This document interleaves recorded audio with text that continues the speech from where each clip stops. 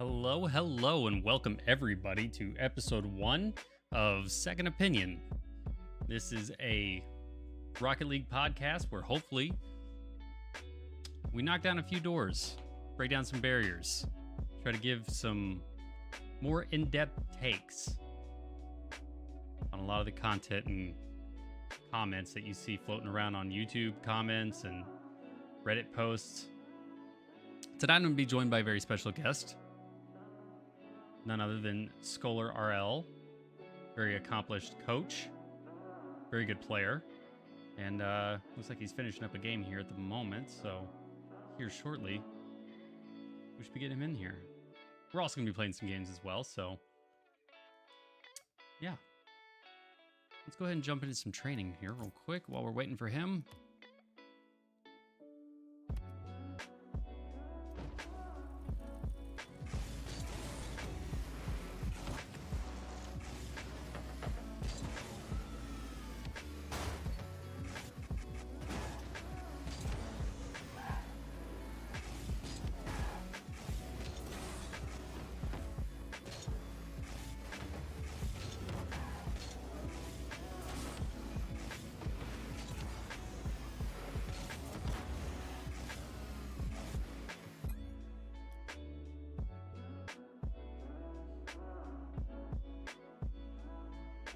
So I can jump in on a call with him real quick. Is this oh, it is Griff. Okay. I was literally just about to DM you. Yeah, we could do open in here or wherever, Griff, or we could just do private. Doesn't really matter. Does not matter to me, sir. I just didn't know if you were cool with other people hanging out. And yeah, no, I'm generally pretty open with stuff like that. Oh. I thought we had something special, but now you're telling me you're into open relationships. I mean, you know, as long as it's steamy. Oh, okay.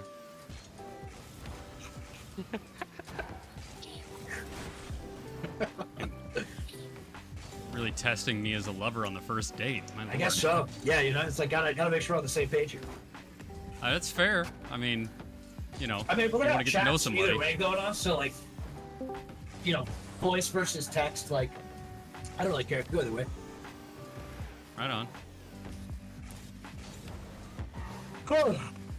So, you got your shit gun running, or how do you want to? Yeah.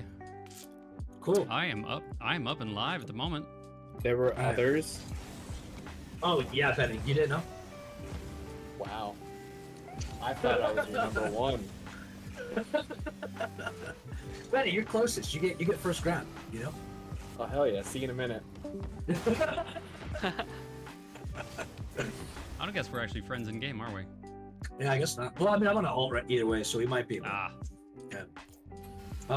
But anyway, for basically the rundown for everyone that's here, and also for your bit, I actually going to start recording before I introduce it.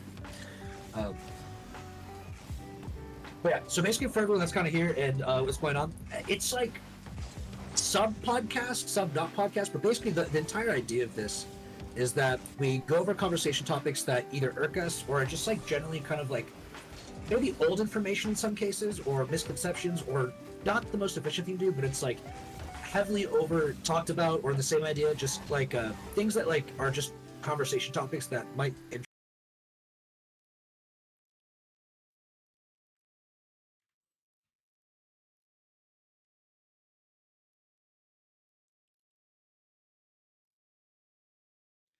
I mean, I wrote a little blurb, which I totally forgot when I was like doing my intro, but just basically talking about Rocket League and all the topics everybody loves to argue about.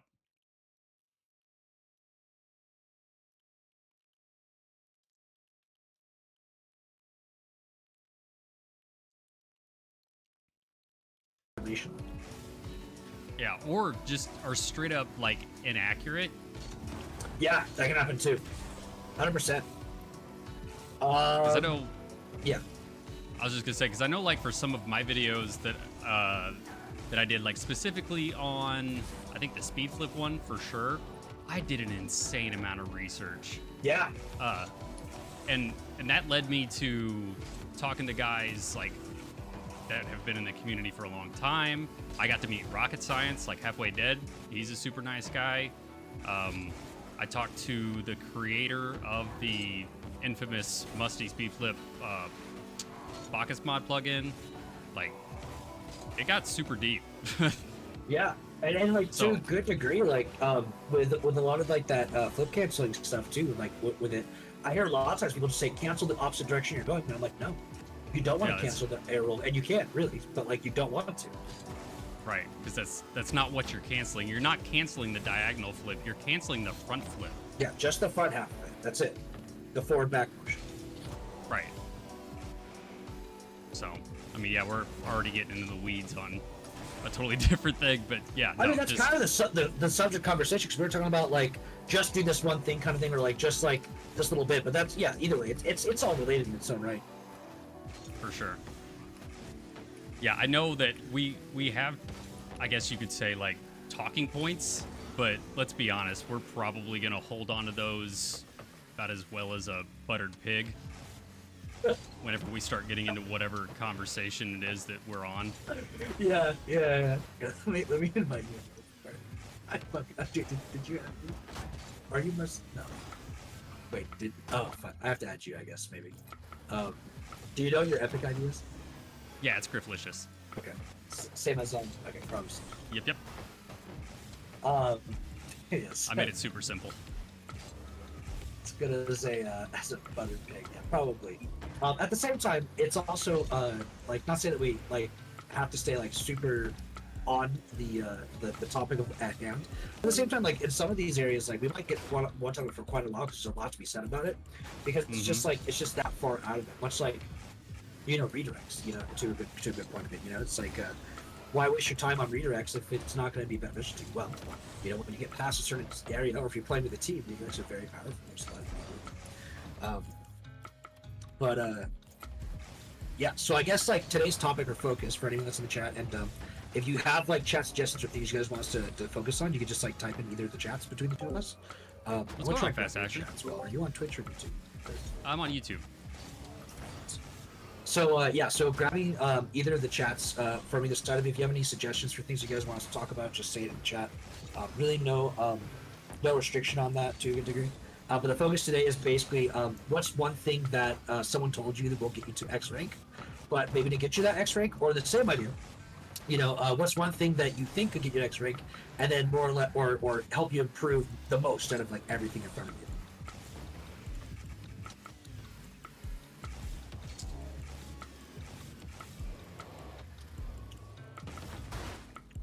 Yeah, I know everybody always says that, in order to get to diamond, you just have to learn to hit the ball hard. Oh, yeah, I've heard of that one. Definitely. Heard that around the watering cooler time or two?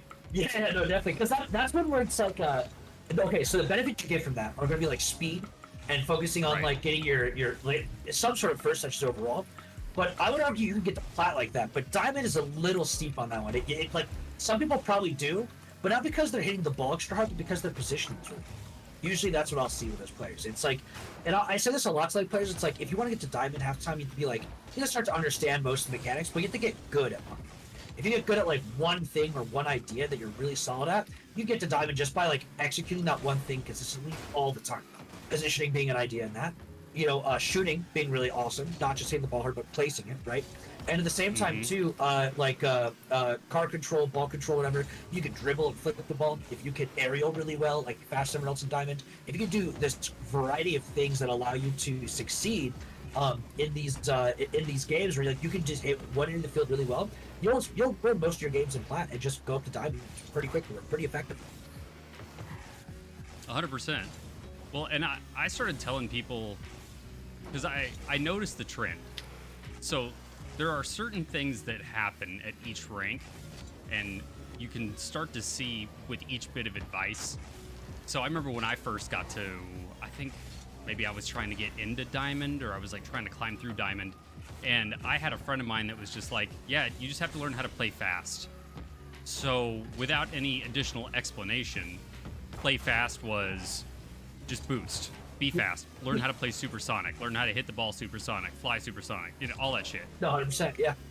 And while, yes, you can climb through diamond that way, just brute forcing your way with speed. The problem is that everything that you've done to get to that point, a lot of other people have done the same thing. So your whole driving fast, playing fast is going to stop at a certain point because you have started to run into people who play or understand that play style and know how to counter it. So for everything that you've learned how to do up to a certain point, other people will know how to do it too. And so it just doesn't benefit you the same way anymore. And that's where people start to get this idea that, well, I need to learn mechanics then. Okay, I can play fast, but I don't know how to flip reset. I don't know how to air dribble. So that's going to be the thing that gets me in a champ. That's going to be what gets me out of X rank.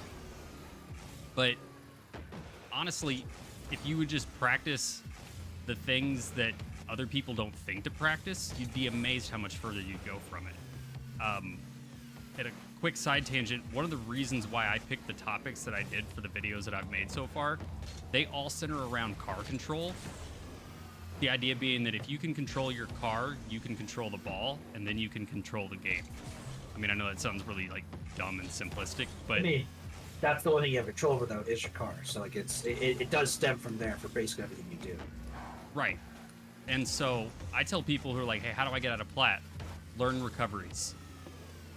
Right? Because that involves a lot of car control. Yeah. Learning, basic orientation and rotation and understanding like how to land on your wheels, and that will improve your speed more than anything.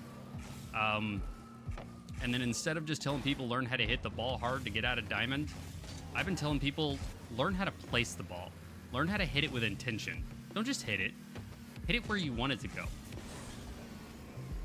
And by God, I tell you, the difference between diamond and, well, shit, even halfway through champ, if you just hit the ball in a intended direction and not just boot it up the field anytime you get a chance to hit it, your odds of controlling the game and creating scoring opportunities are so much higher.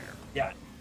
I digress. No, that's definitely true. Because in the grand scheme of going through it, by the way, I invited you. So if you wanted to get some game started, yeah, you're good. It doesn't give you a notification. It's not your deal. Yeah, like in the idea of like champ, like just hitting the ball hard down the field is awesome and all, but it doesn't actually like help you get around the opponents. Or the same idea. Like a lot of players at champ already start positioning really safely because they understand, hey, these guys are getting the mechanics together. They can actually clear this ball really effectively, but they can't. But so they just position farther back, and so when you clear it without any idea of where you're placing it, then like they just get the free ball at the end of the day. And like at champ, maybe this guy does it at air dribble because that's where you start to see people really develop more of their advanced mechanics, or the same idea, like that one skill they're really good at starts to get really consistent. And in the same idea with a lot of that. Oh, shots, guys, nuts. Sorry. Well, you're right. Yeah. So, but it's like if you place the ball behind him where he's awkward, you place it where he's not recovering to, kind of thing. Even if it's a weak touch, they're not quite ready for that. And like we're basically in a higher champ lobby right now. I don't know what your champ, mid champ 2. Like these accounts are like champ 2 right now. But if we just like, that's not even a big clear from Griff here. If he throws it behind both of them, like now Mumu has to throw it to the sideball, just because he placed it on the net and behind an opponent, even though it wasn't the biggest clear he could get, it was so much more effective to keeping pressure on their side versus anything else, just because that placement was so much more valuable than just clearing it dead out. And like I was saying earlier, like clearing the ball just like dead out could possibly give you the diamonds if you're positioning solid and you're doing those kind of things, but it's never really as simple as just that one effective focus or speed. Which is why it's great to also talk about like your recovery figures, because recoveries, speed or being good at recoveries is actually what helps you probably be the fastest player possible. Because at the end of the day, it's not about how well you keep the top speed, but it's how short of a distance you have to travel and how fast you can get to the next position because you're no longer going the wrong direction. Right. Well, and this is a good shot. And this, I don't know if this is a topic to segue, or maybe we kind of save this for a whole nother thing, but like back to that point of like making a touch to make a touch. If you have low boost, don't boom it. Like, unless you're just absolutely in a position where you need to clear a ball, like you don't have a lot of boost, that's fine. Keep it close. Yeah, control like, 50 force them to come to you. Hyper effective. Like if I'm pretending to have zero boost here, whatever. I have 96, but like if I'm just pressuring this with like pretending zero boost, even if as long as I just control this to where like they're doing the work to throw this away from me right now. That's literally the case. I can just drive at this with zero, and make them play close, and eventually they're going to throw it away to where Griff can just engage it, right, or make an opportunity there. And like, there's some level of that to where it's like Griff's decision making might be better than some of your teammates in the same scenario, but it's like just because I'm not throwing it away and I'm making them waste the resources, now they're at net making an awkward save with 20 boosts that they have left because they're the ones doing all the legwork. And rather than just banging it away and letting them set it up with 100 boost, we make them waste their resources before they set up their own play. Actually, it can be hyper effective. Yeah, and I don't think people actually realize the value in creating mistakes, Right. forcing mistakes, and that can be done with so little. Yeah, sometimes, especially like, and not to say like Champ 1 or GC 1's like a lower rank, but like for a lot of people, obviously it's like a really high up there situation. But half the time, players are still not fully isolated in like having perfect first touches or the most consistent plays. So it's like they're ready to make mistakes on their own, much like we saw with like our positioning here and or just giving that free solo play. But it's like people peak, but they also they make mistakes pretty regularly as you go up the rank ladder. And it's like even at the pro level, you can think of like the famous whiffs at backboard or the famous you missed shots that just happened recently at the most recent majors and so on. And the things where it's like, oh, this is just a common mistake that everyone makes, but we're all human. We have to make these mistakes somewhere. So just by giving the opponent their opportunity to play the ball, and just by pressuring them to make the play, they're bound to make a mistake anyway. And you're making that happen by basically doing nothing.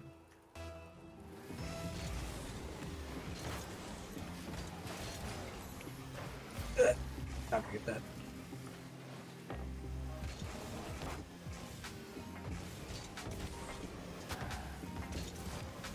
Yeah. So Helen Maroney.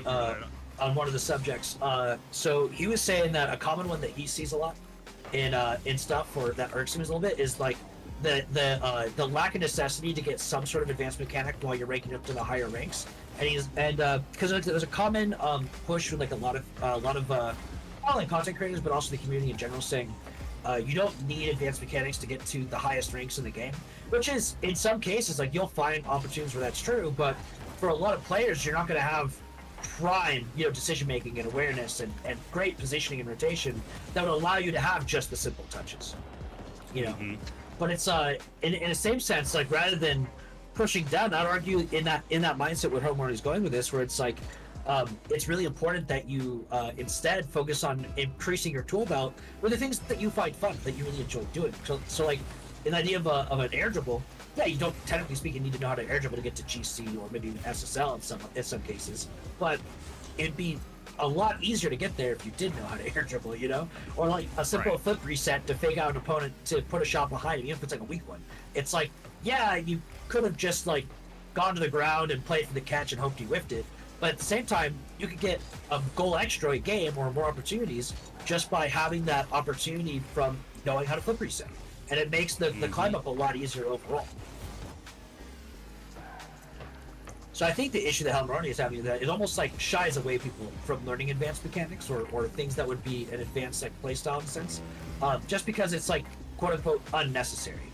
But it's not to say in reality that it's unnecessary. It's just more that it's not required, I guess to say.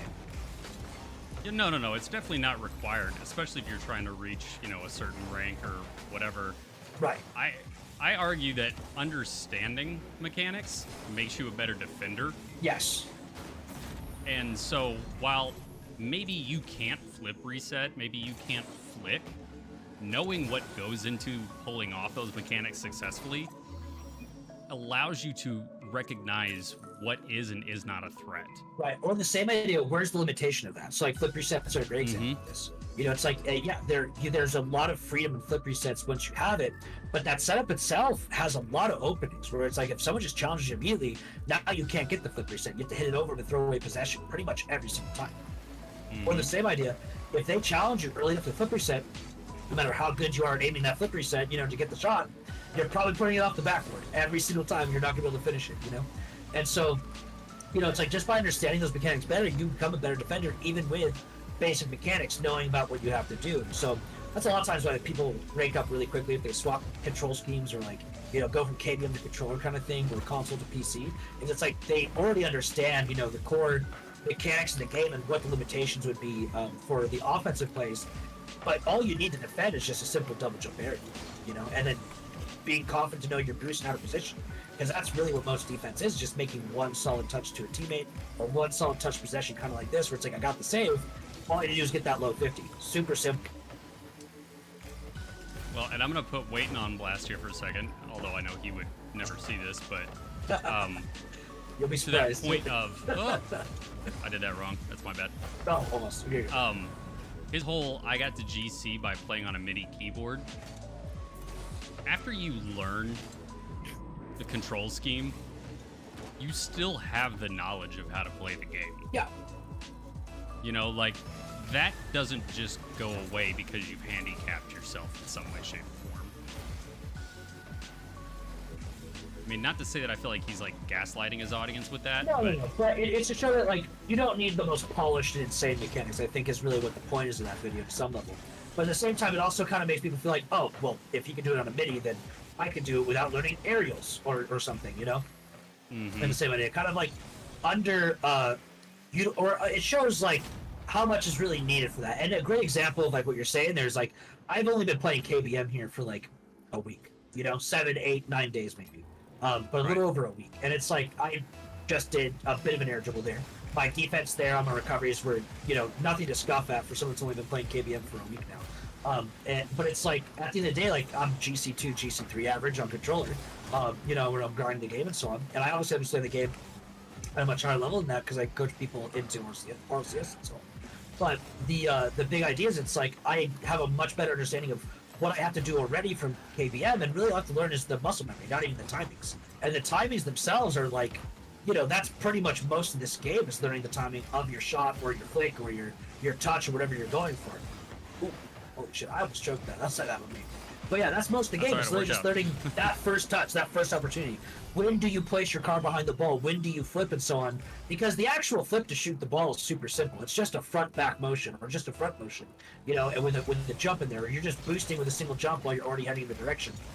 And so putting your car to face that way and doing that simple execution is, like, really all it is.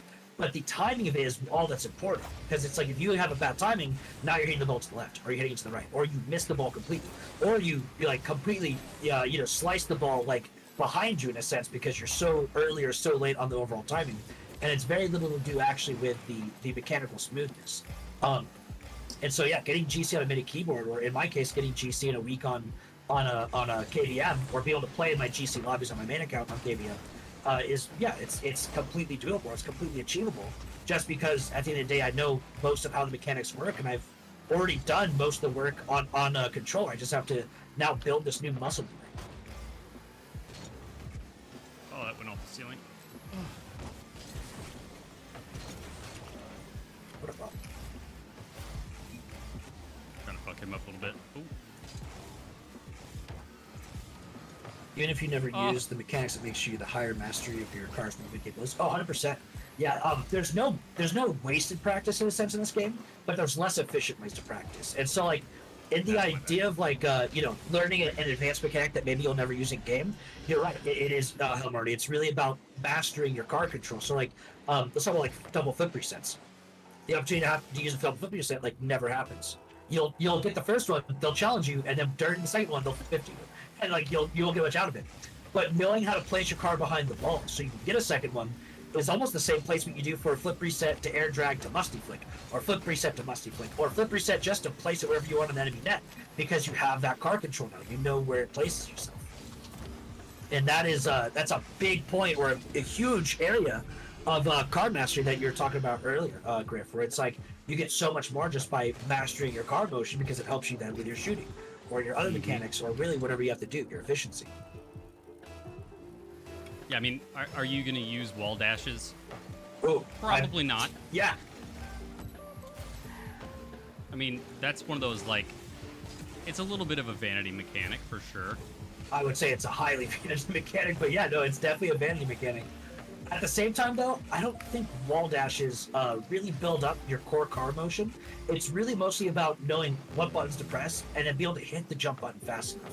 And so that's more of a niche one, I would say, that actually falls outside of this argument. For sure. For the car control. But like extreme advanced mechanics like reset musties and things like that are like, wow, your car control's infinitely better because you learned how to do those. And you get a lot could you have learned to get a basic aerial to a reset, or a basic aerial to a shot off the wall, or first touch off the wall to place it behind the opponent, and then whatever you have to do afterwards without learning those, and possibly faster? Yeah, probably. But now you have an extra tool in your tool belt, and it took you a bit longer, and it wasn't the most efficient way to do it, but you still did it. Ooh, on me. Yeah, I'm over here dicking around in the corner. I don't know what I'm doing either. Yeah, I could have just made it try to do it. Yeah, so there's range of it, yeah. But wall dashes are a Hey, yeah, how's it going? that's an extreme one, because I'm pretty sure you could take someone that's never played the game before, but like played Minecraft once upon a time and was like really good at fucking jitter clicking, and he could just chain dash all across the wall in a day of playing the game. You know, just because it's such a simple mechanic, just takes a high skill ceiling for the jump spin. You know. Right. Close. Good try. Wish I had more time to warm up for this. Yeah, sure. We'll just move on to next. It's not a big deal. We'll run for one, so we won't lose. We'll just keep even. Love it. You know what? This guy's got flakes in his name.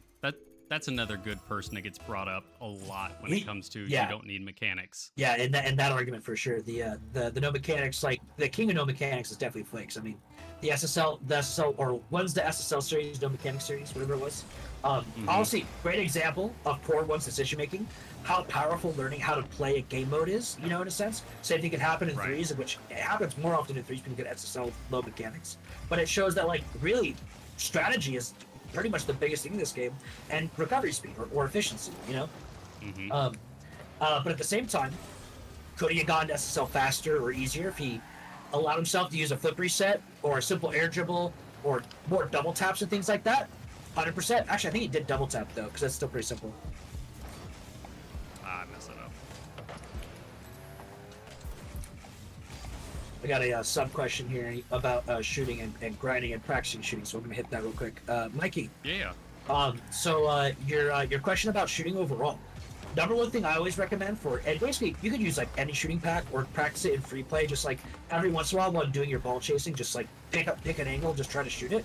But the biggest thing in like training packs is get starting velocity. I think that's the number one thing to transitioning like training pack practice into actually making it into real game, is that you never actually shoot in real game while standing still. But that's what all training packs start is standing still. So if you're on PC, then get some starting velocity in there for Boxmon. If you're on console, you need to really just start picking a playlist like ones or twos or whatever, where you get more chances to shoot on your own, or you don't have teammates you have to work around too much. And just practice taking shots and make one of those like a training pack for yourself, and just start, or go into casual actually. A lot of times I know a lot of console players that use casual as basically like mobile training packs that push them to do it while they move, or like, you know, within game sense. And it helps them transition a lot. Set velocity too. The velocity setting I generally recommend is around 1500. There's two sliders on there in Bacchus mod, and they both need to be in the 1500 range. They'll just shoot you somewhere around there where you're normally driving.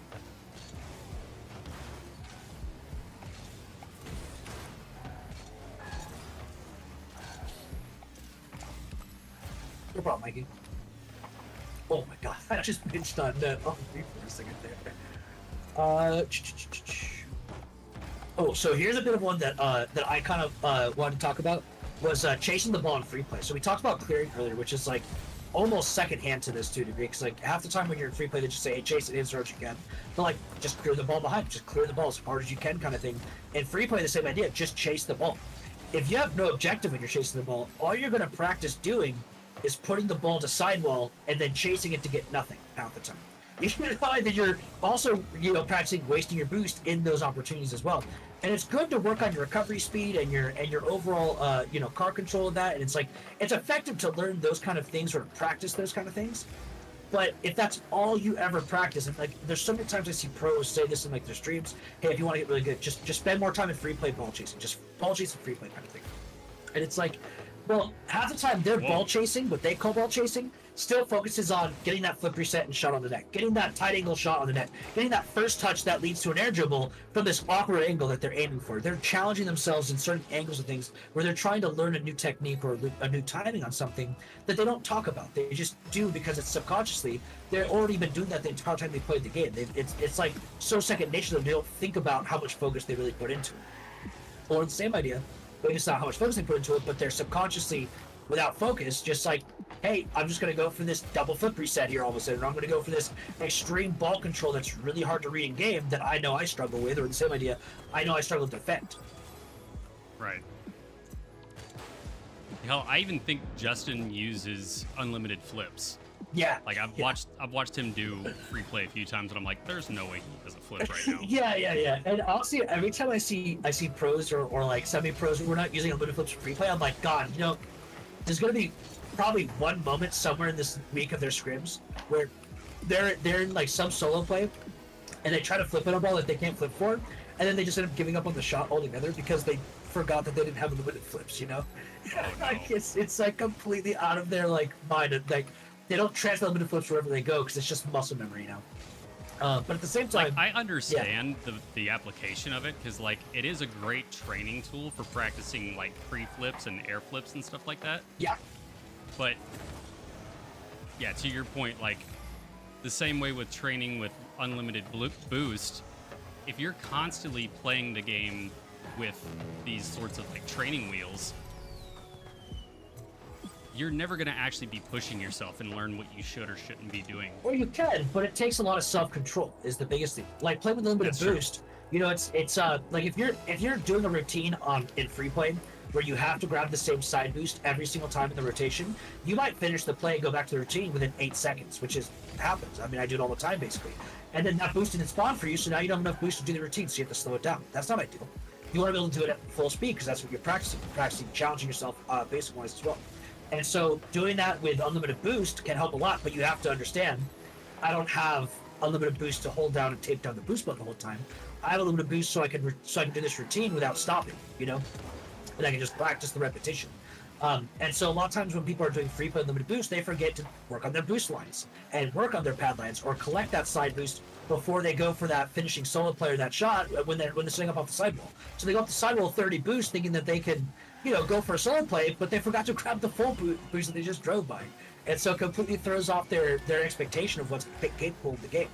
But I think the biggest thing I see from that though is that they learn like double flip resets and like all these like air dribble techniques by having a limited boost, and so they get one flip reset, but they don't have enough boost to actually fly back up to it and get the second one like they would in free plays. They never learned a proper efficiency technique. Is usually what I see as the biggest issue.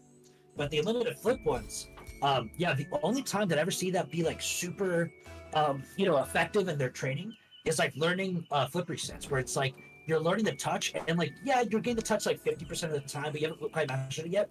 But like when you do get in game, you want to be able to finish it, so you want to practice the finishing on the flip reset because it usually puts you the same ball whether if you get the flip reset or not as you're learning it.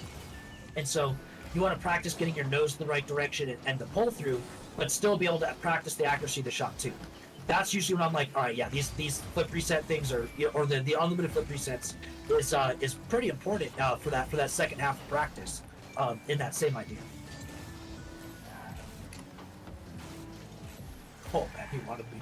Yeah, they wanted that. I know. Ball. I saw him going for a bump, so I'm like, fuck it, I'll hit him. Yeah, really. Oh man. So this is kind of a crazy one for things that people say, like, "Oh, you rank up if you just do this kind of thing." But camera settings. The amount of times that I hear people talk about playing, you have to use this range of camera settings or exactly these camera settings. You're so fast and so good. And to some level, there's a couple of camera settings that, like, within a range, matter a lot. With like, you know, just from like the way that the game is going to perceive the ball, or the same idea of the way that you're going to be able to identify certain things based on how aggressive the camera shakes or doesn't shake. Example is the stiffness. This is one that I didn't fully believe in or look into until recently, where I was experiencing some trouble at one stiffness, because I usually like a really consistent camera, you know, to make myself more consistent mechanically. But I was finding out that after a 30 minutes to an hour of play session on one stiffness, the camera would be so jerky when driving up the wall or taking sharp turns that my head would just have to do so much, or like my eyes have to do so much extra work to keep up with the pace because the camera would move so aggressively.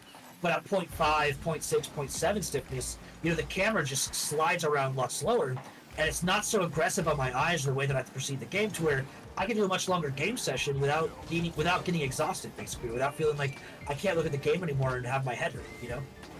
Right. And so that was one thing that kind of thought, but like outside of that, like height, angle, you know, you have to have this -3 angle and 100 height, no more than 110 height or you're crazy kind of mentality. It's like, man, like look at Gengar back in the day, you know, before he went to kind of like regular camera settings in a sense, or the average camera settings. He was rank A with like Moonbase Alpha, you know, camera settings. This man was playing off of the International Space Station. He was rank A and he was cracked. He was pretty great. Phenomenal ones player at the time too. And like higher camera settings have always been like a preference for a lot of ones players back in the day. You know, nothing special there, but he was playing threes at that level, you know, rank A level, so on, with those camera settings, and having good shooting accuracy. Yeah, he was able to do flip resets, he was able to air dribble just fine. You know, he wasn't a god of mechanics, but he was a really solid rank A player. Very, very competitive at the time. Yeah, Kevpert, up until recently, had his goofy ass camera Yeah, settings. the high ball settings that Kepler was using, and he got SSL with those, didn't he? I don't know if he got SSL.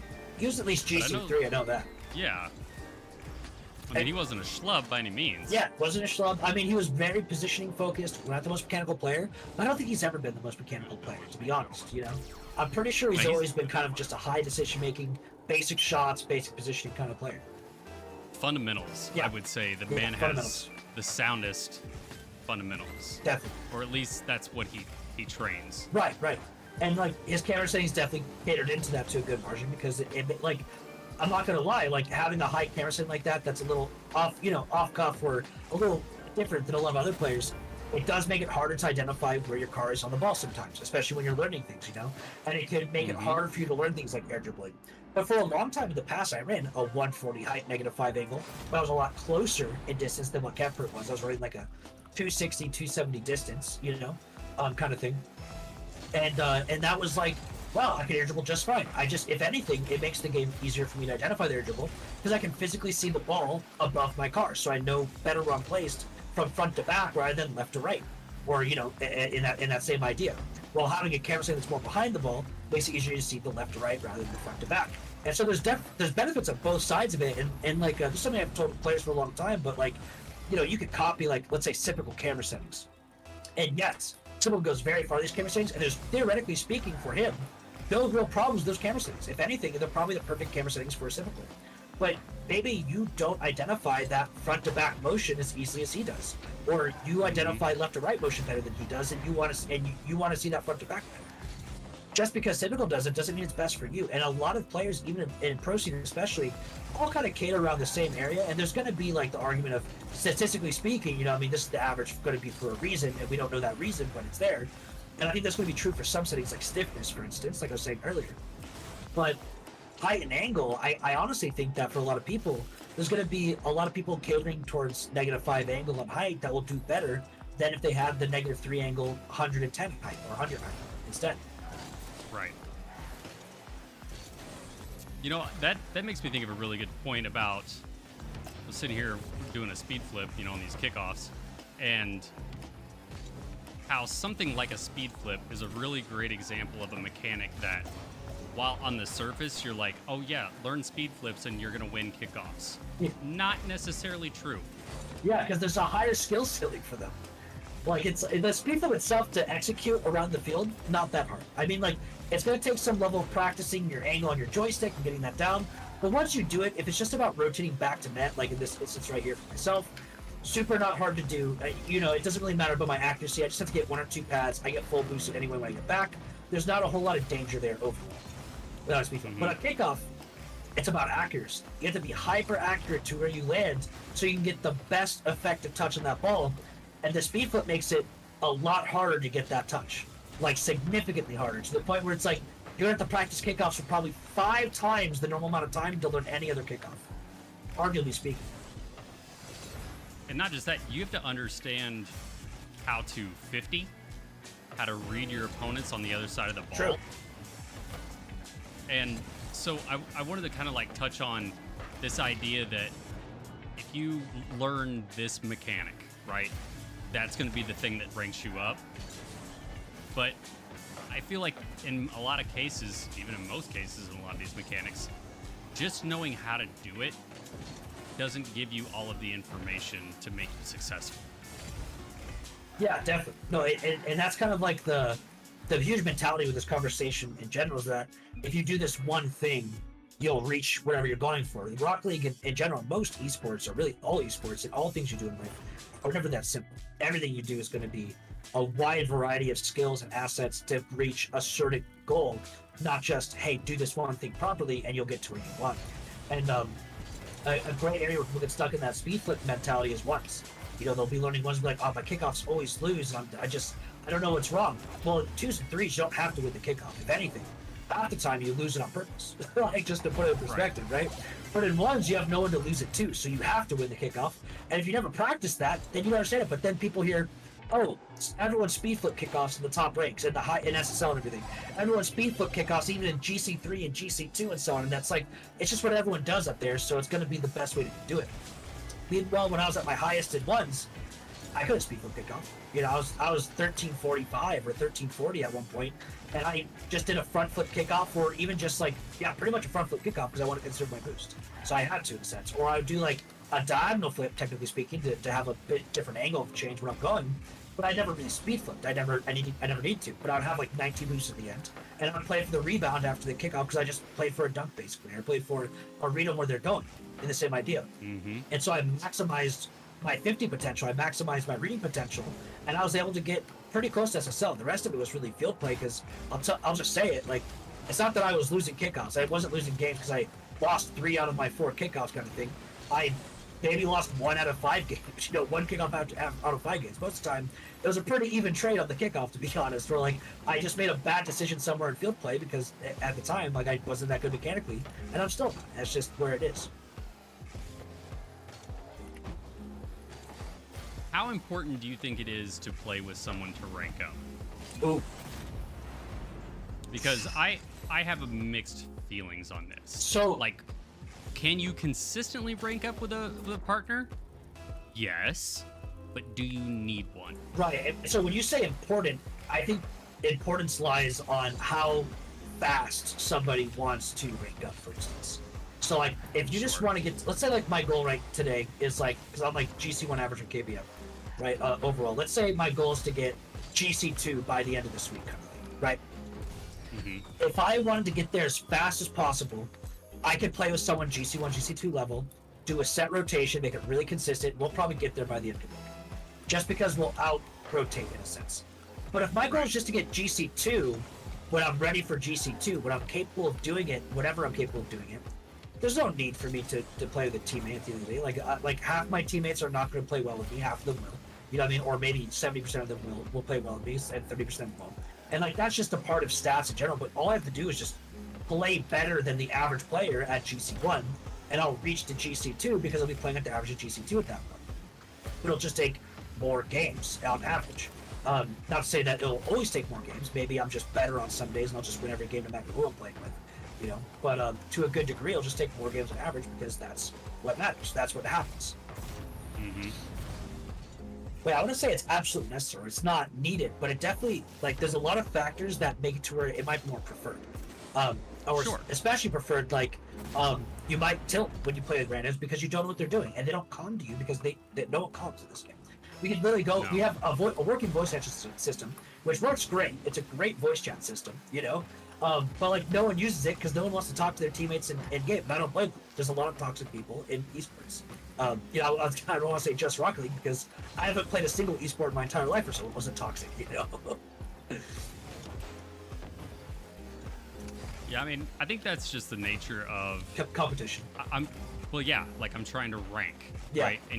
And I've put so much time into this, and now I'm putting the ability of me to rank up in the hands of a complete stranger who I can't trust has my best interests in mind or at heart. Yeah, which that's actually a funny topic there. Maybe we'll go deeper into a different day, but like everyone in that rank level is trying to rank up. Oh. They have your best interest in mind. They're trying to win with you. It's not that they're trying to lose that. They just might not have the same skill set or things that you identify as a good skill set, so it might make you feel like they're not playing at your level. Right. Man, there's like 2 subtopics just on that single thing you just said. Yeah, there's a lot. Well, that's a different day, I think. I know. We'll deal with that one, but Mikey has a comment here that kind of bounces on it, and we can use this to finish it out. But he says, I don't get shit talked by my own team in real sports while I improve on stuff. Well, in IRL, those are usually your friends that you signed up with, or the same idea is a situation where you're literally training with a team beforehand, which is like pre-queuing. You're not going into a tournament or a match or a league match with randoms that you've never met before or people you never met before. Your performance isn't based on people you never met. You trained with those people while you're working on those things the same way, and everyone was training together as a team, and that was your set team. And that's usually what ends up being the reason why it's not so toxic in that scenario, right? But in the same idea, look at professional sports where half the time the draft isn't even the player's choice. There's a lot of players that talk shit on the field to not always their teammates, you know what I mean? But especially if there's like a draft they didn't agree with, there's a lot of toxic relationships in professional sports in the same way. And especially so in like situations where you're gonna have a random teammate or a random team in general. You're not going to enjoy that when you're performing great with this guy you played with last game. Suddenly, this new teammate of yours isn't doing the same things he did, and it wasn't that hard to accomplish.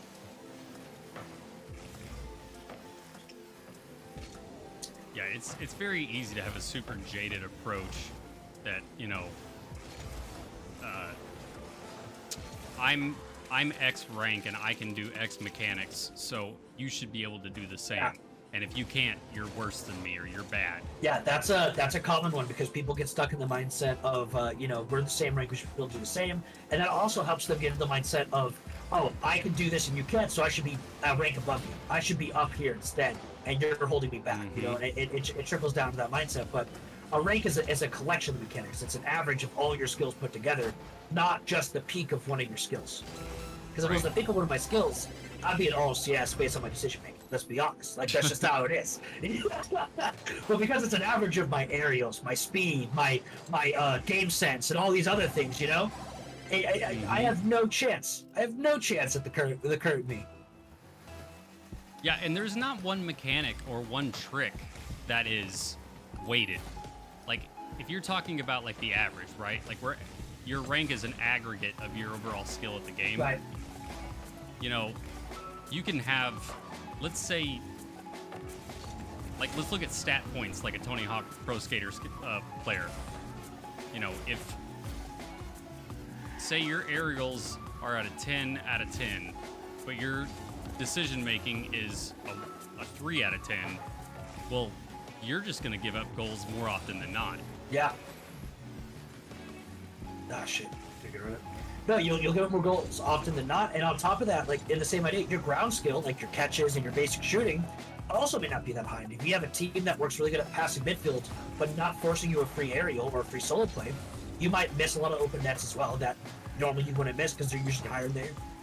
Or you usually have an easier lineup from a higher ball because your aerials are really good. And so, like, when your aerials might be at a GC level, let's say, you might average at Champ 1 because everything else is so low.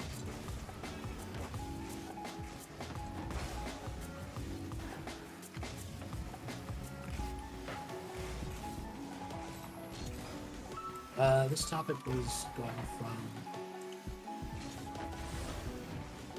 Oh, that's not good. Damn. Close. I know, I whiffed the read. Good try, good try.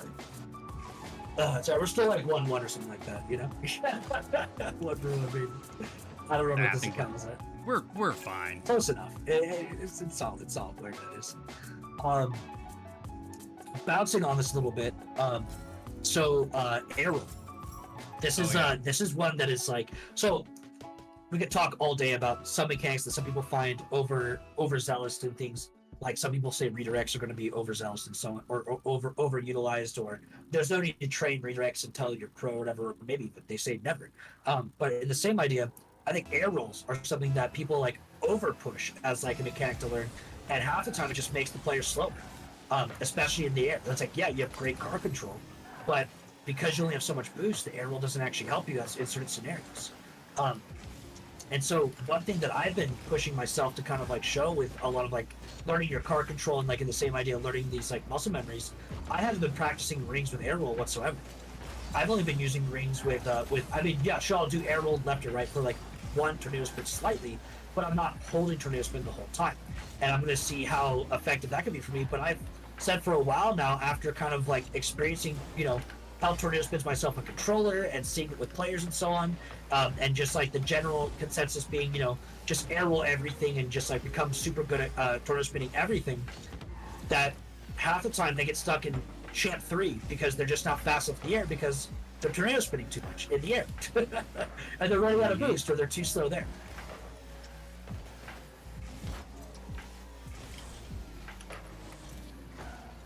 So, for example, go ahead. Go ahead. No, I was leaving room for you, but you were saying things, so I was going to talk.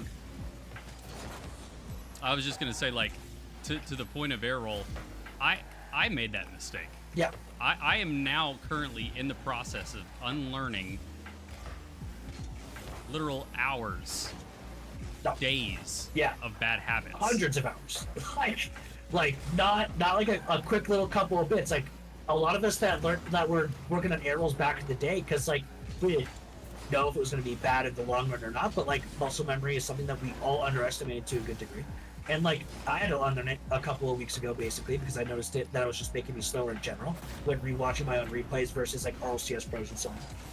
And it's just like that was probably 1,000 hours of rings maps and training things that were about air rolling the whole time, shooting packs and so on with a limited boost, just because I didn't know any better, because I didn't think of the long-term consequences of something like building a muscle memory on holding an air roll direction the entire time you're doing stuff, or tornado spinning the whole time you're doing stuff, or that flashy movement that we all think looks really cool because it does look really fucking cool. Is actually really slow, you know.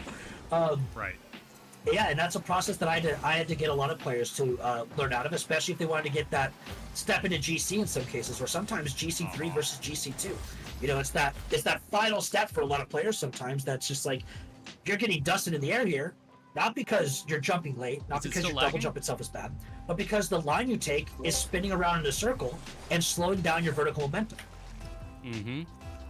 Yeah, air roll should 100% be thought of as a tool, or as I mean, I guess a tool is really the best word. I would say specialty tool rather than an every job tool. So like if you're doing carpentry, you're going to use your hammer a lot because you have to hammer in nails and you have to, you know, break pieces apart and whatnot, or really just push wedges together and things like that. But you're not always going to use the sawzall. Not every time. Right. You know, you're not always going to use an axe or some shit or these kind of things. They're very specialty tools. And air rolls, or let's say tornado spins more accurately, are something you do like on a wall aerial setup like this. I'm able to get to that ball a lot faster using a tornado spin rather than not.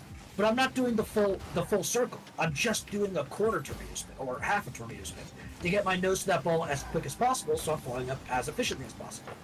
But like in this idea, like when you set up for that, same kind of deal. You used your flip that caused you to continue it, but you flipped after doing like a quarter or a half of an air roll tornado spin, basically. You weren't just spinning the whole time, except for your flip carrying you through. And so, coming through this, like I even like now with like doing my my rings and so on with only quarter turns and half turns if possible, not full turns when I need, unless I need to, kind of thing. I still have a couple of like little mentality things that I still have to work out, but most of the time I'm just trying to get my car flat, or I'm trying to keep my car as simple as possible to keep myself as fast as possible. And that's allowing a lot faster growth out of me while learning KVM than if I was probably not doing that. Yeah, and I think the biggest thing that probably air roll needs to be harped on is you're using it as a means to adjust, whether that's adjust fluidly left and right or adjust to make a specific touch on the ball. Yeah. Like, if you're using it for any other reason other than that, like, okay, we get it, you can freestyle, you know? Like, I used it right there because I needed to get up in the air quickly, but also reposition backwards. You know? Like, the ball was coming in so hot, if I had any chance of hitting it, I had to slow myself down. Yeah, and that's the case that you have to do a lot of times. You're using it to adjust your speed or the shot angle or things like that, and that's perfectly fine. And to be honest, like the biggest thing that like it comes down to is it's a very useful tool, and it's a tool that can make your aerials like step up from like let's say a champ 2 level to like a GC2 level. It could be something that completely makes that happen. But if you go too far in it, they step back down to a champ 2 level is the problem, because you're not as efficient as if you just didn't use it on certain areas or certain speed shots. And that's where it ends up being a weakness. Now, the side of it, though, if you practice it without going unlimited spins and so on and things like that while you're doing rings, or you're just learning about how to do tornado spins, you're going to lose a couple of things that you would learn from doing that. One of them being Excessive car control things. Like if I'm upside down, what is one way I can always get myself recovered back into this way? Or recoveries. Like when you're spinning around constantly like that, half the time that helps you learn how to recover from things when you're getting bumped from an aerial or getting bumped off the sidewalk. You get to learn how to recover yourself from all angles. Now you have to spend some extra time working on those separately, or the same idea, working on those in a closed environment where you're actually able to just say, hey, I'm upside down. Which way do I want to recover this way? It'll take some thought or preparation before you work on it. But at the end of the day, you'll still be able to get the same effect. It'll just take a little more thinking. And since you're doing less wasted motion in your practice, you'll actually learn this stuff a lot faster in total. 100%. Yeah, I've said the biggest mechanical advantage that I gained learning directional air roll was recoveries. Yeah. Like, yes, it helps with air dribbles, but honest to God, my ability to recognize my car's orientation and be able to adjust it on the fly in a position that I need it to be in, massive. Yeah. Recoveries is like the biggest thing you get from that, by far. With air dribbling overall, there's like certain techniques and whatnot you get from learning air rolls, which again you could learn in stages by doing what I've been talking about, because it's all about where do you want to place your car in relation to the ball. It's about where you want to make yourself feel the most comfortable. But like in the same idea, like you don't need to be spinning 24/7 to get a flip reset. You don't need to be doing it to drag a ball perfectly across the field. There's been plenty of pros that have shown like no air roll air dribbles that looked insane and were dragging the ball just as effectively as cleanly as, you know, a top air rolling air dribbler, you know? Just certain, you know, techniques like getting a flip reset, you're going to want to use some sort of spin, but it doesn't have to be 24/7. In the idea of like basically most setups, you really just want to minimize your flips and your spinning, so you can minimize your boost usage, which then allows you to do more with the ball. Yeah, I think people, I don't know, in a lot of the content that I've watched, I don't think the word efficiency comes up enough. Yeah, 100%. I would say in most cases, it's probably applied to things like boost usage, like using boost efficiently. Right, or like, or that is boost important. management is like what they're talking about half the time. Right. And like, yeah, like that's one area of efficiency, but it's not the only one. No. And honestly, it goes hand in hand with so many other things like aerial efficiency and dribbling efficiency. I don't know. There's just so many things that are efficient and are not efficient. Yeah. Oh, so like great example. This is like my aerials video I did, right? And then you followed up with like your boost budget video and so on.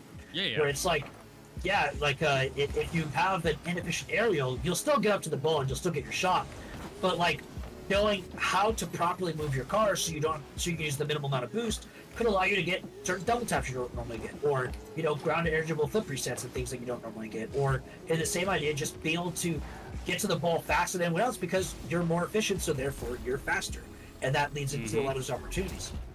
And it's, I mean, that's the whole idea behind recoveries. Yeah, pretty much. Being able to land and maintain momentum as efficiently as possible. Yeah. That's the entire idea of it. And as you get into playing faster, the more you realize how important efficiency is, it just comes down to being how well can you get to the ball in time without taking excess motion. So like taking this line to the ball here, like I could have gone wider and lined up on his net, but he might have saw that as a fake or a wider line. He might have cut it to me and beat me to that ball. So it's taking the shortest line possible. And then similar to like positioning for this backward hit that might happen, you know, I'm keeping myself pretty far away so I can only go forward. So that way I can just go straight up immediately. So I'm not turning around during that time. Because turning around would be the least efficient thing I could do to get to said ball. And that's a funny thing that people get stuck in a lot as well. Is like, if I just take my boost button down, I'm always going full speed. If I'm always going full speed, then I'm going to be the fastest. But one of the funniest like mentalities of that getting broken is like RLCSX when Turbo Pulse on Envy was taking regionals against NRG and was dusting Justin to Justin's own aerials because he just had a straight line and he took a really mediocre looking aerial, but he got to the ball before Justin, who at the time was a top mechanical player in the world. You know, like unarguably a top mechanical player in the world, you know, in RLCSX. So it's really funny to think that like, wow, the efficient, player that's technically speaking not faster at mechanics, but had a shorter line was faster to the ball because he didn't have to go as far, even if he was a little bit slower than Justin technically.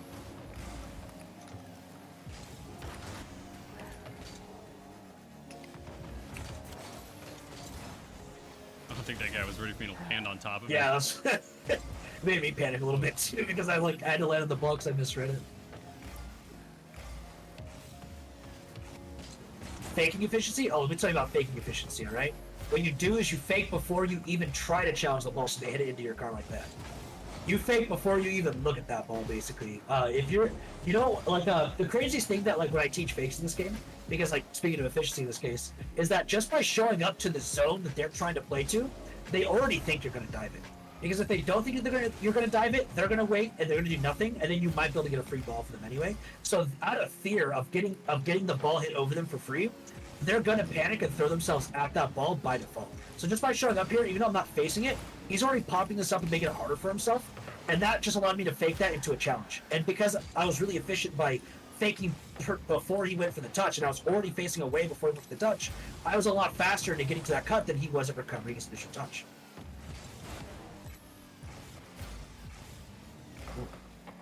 I would say another great topic, or another great point on the topic of efficiency is, oh my lord. Okay, I was going to say, that not just breakaway tools. Playing in the future. Okay, yeah, so you're saying like predictive ideas rather than reactive ideas. Yes. Yeah. So a great way of playing in the future, damn it, I did the thing wrong. I'm just trying to do shit right now that I shouldn't be doing. I know, that's my fault. That was a good shot on them too. Sorry. This goes back to the idea of hitting the ball with intention. So when you hit the ball in the direction that you want it to go in, you're choosing where it's going to go. And when you do that, you can immediately follow it up. Like, that's the whole idea behind redirects. That's, understanding posturing and positioning and what's more likely to happen if the ball is moving around one side of the field and everybody's chasing the ball to that side of the field. What are the odds the ball is going to continue to go to that side of the field? You know what I mean? Or if it's going to bang and redirect off of a wall, yeah, where is the most likely position it's going to end up after it hits the wall, right? And like at the time, it's not the wall. Yeah, it's that old Wayne Gretzky adage of like, don't go where the puck is, go where the puck is gonna be. Yeah. You will find how much better your games will improve when you stop playing where the ball is and where it's gonna be. Yeah, and actually, this is a bit of a reverse on that one too, but it's under the same idea. If you clear the ball away from yourself on accident or on purpose, why chase after it using all your boost and pre-flipping into the enemy's free touch? Right. You know you can't get to that ball in time. Yeah, like you know it's going to be that way. So why are you chasing a ball you can't have? It's good that you're pushing it. It's good that you're pressuring it.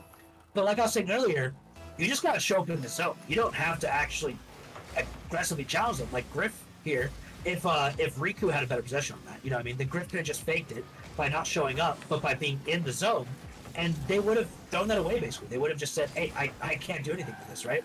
And the same idea with, like, Itachi there. Griff was going to clear that over Itachi whether Itachi jumped or not. If Itachi just stood there and did nothing, Griff would have had to clear that ball either way, because Griff can't stand there and keep the ball, because he'd get 50. That's the fact of it. So just by being there, like, he's already done his job.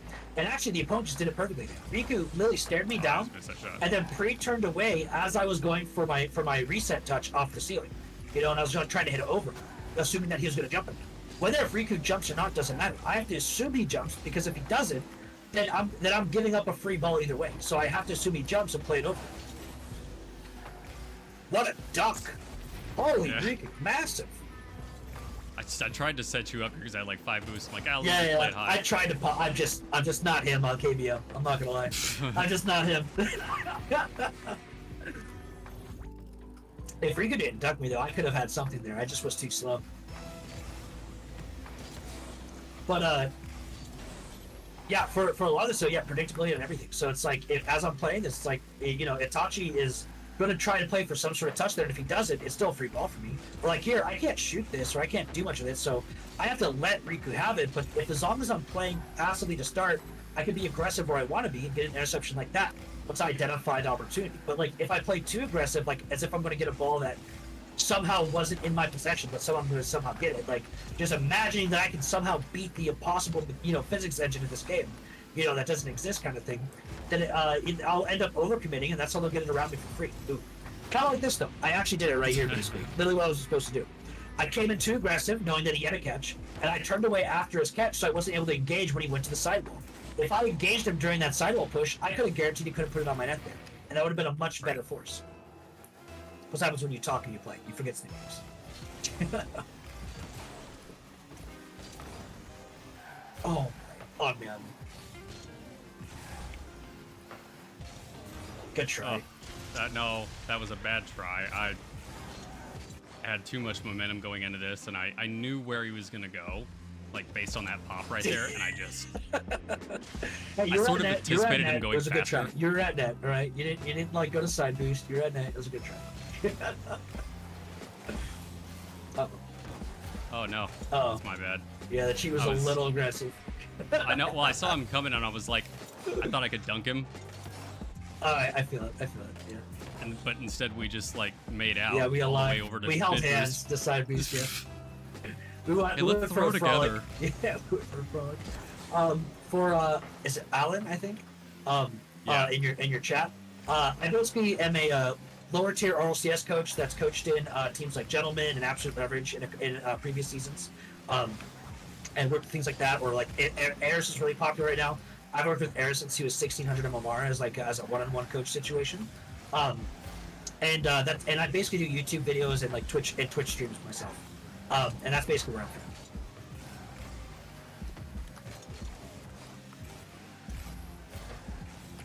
from. Ooh. 1v1. Oh no, I didn't get the touch over it. Almost done.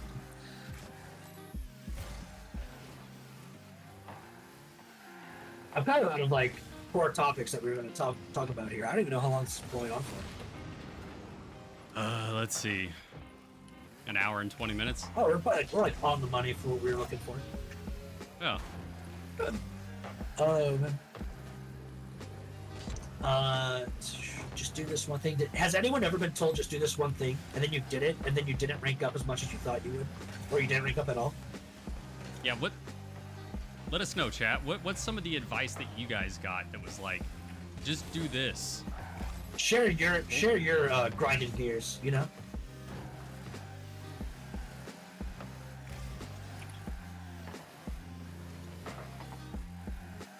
Coming to you. Yeah. Oh. Nailed it. Considering how awkward I felt on that shot, I should have just passed it back to you. It's all good.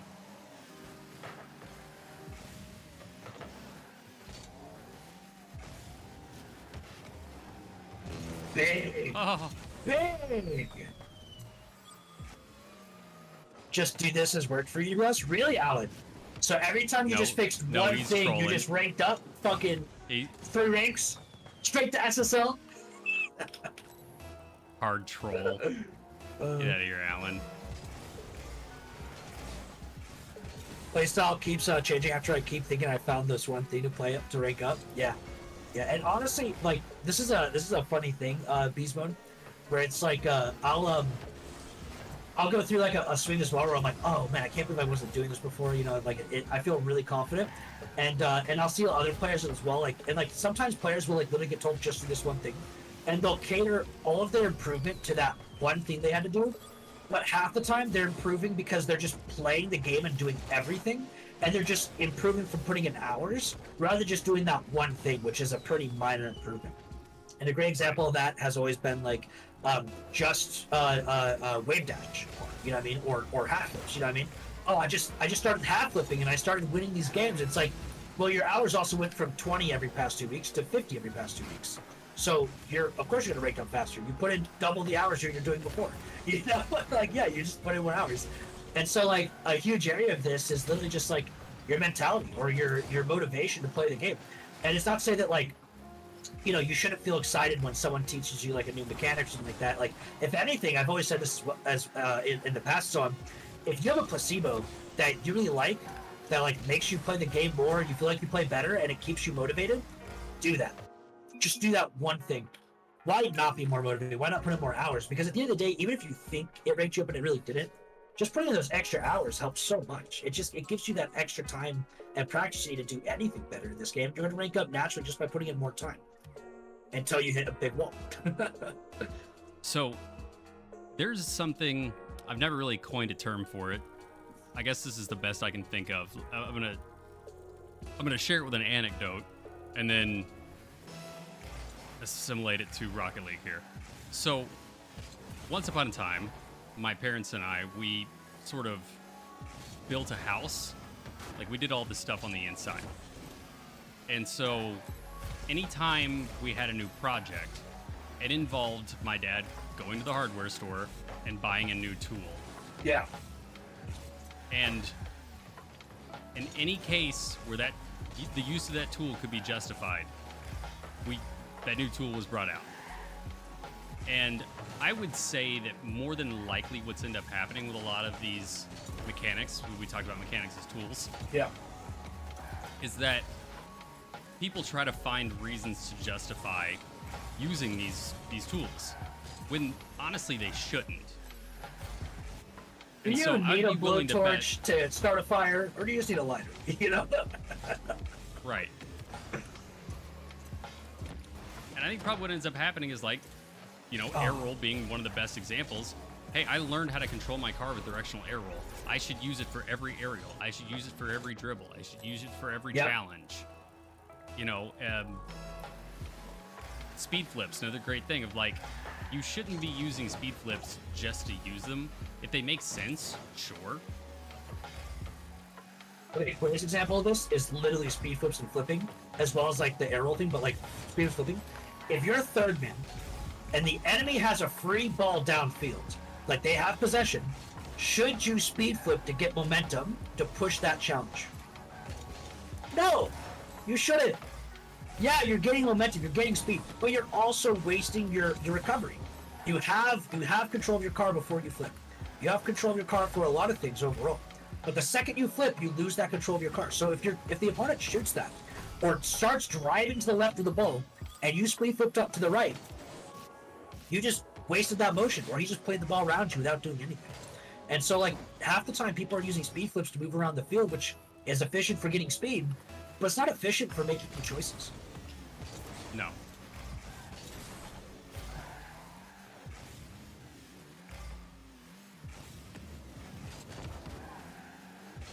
All right, champ, And I keep would on breaking also- down about. Ooh. I would also bet that more often than not, because I've seen these comments myself, are the people who watch, they watch Squishy or they watch Appjack and they see them do all these highly mechanical things in their like 2v2 and 1v1 games. And they're like, you know, I can air dribble or I can do flip resets, but I don't get the chance to do them because in my rank, I just get instant challenged and people don't give me the time to do my mechanics. It's like, you realize that they're not given the time either. They're creating that time. True. Yeah. And to a good level, like, the better you are at it, the less time people want to give you on it too. So it's like even harder for them to create that time. You can use the same techniques and it'll pretty much work for you to get time like that every single time, while they'll not get that. Now, one thing that is going to be a little transparent on that though, just to be honest, there are some instances where you have an opponent at lower ranks that is more of, in a sense, the ball chasing mindset or the ball chasing strategy, as they might want to go. They might want to call it, where they literally will just dive you, even if it's a bad challenge, and you'll try to gain time like a pro would in a situation where an enemy would have a bad challenge. But because you try to gain that time there without respecting their challenge, they just dunk you for free, and that happens. But a lot of times, pros will continue pressuring that ball until the opponent fakes it or leaves it like they should, rather than just assume they will give them that space, or they assume they'll give them that opportunity. And so while the pro may look like they're just getting a free ball, they're also pressuring a possible clear over the opponent's head rather than just looking like they're going to make the touch. And if the opponent did challenge them, they do just hit it over their head, because that's the best thing to do when you get dove like that. It's just to chip it over that guy's head or right behind him with a simple touch. Yep. Much like that. Him challenging there makes no sense. But if I just chip it to the left, knowing that he's going to dive me, or pressuring that he's going to dive me in that sense, I'll hit it around him for free. It's really as simple as that sometimes. And yeah, I had to earn the space after that because I had to flick on the net, or the possibility of clearing it right after that because I kept possession. The opponent that was behind him could have just dived me in that same idea. And so I earned that space to go for that flick. And if I was more mechanically pronounced on KBM, I could have gone for a ground dirigible. I could have gone for a ground dirigible flip reset or a musty or whatever, But I'm on KBM. It's my first week playing KBM, so I can't do that right now. Oops. Sorry. You're good. We both made a mistake. Won't kill us. What are you talking about? Yeah. No one saw anything there. Viewers didn't see anything. We're going to cut that out of the VOD. Calculated. All of it. Oh, what a save. We're just better. Bigger. Now they can bump me.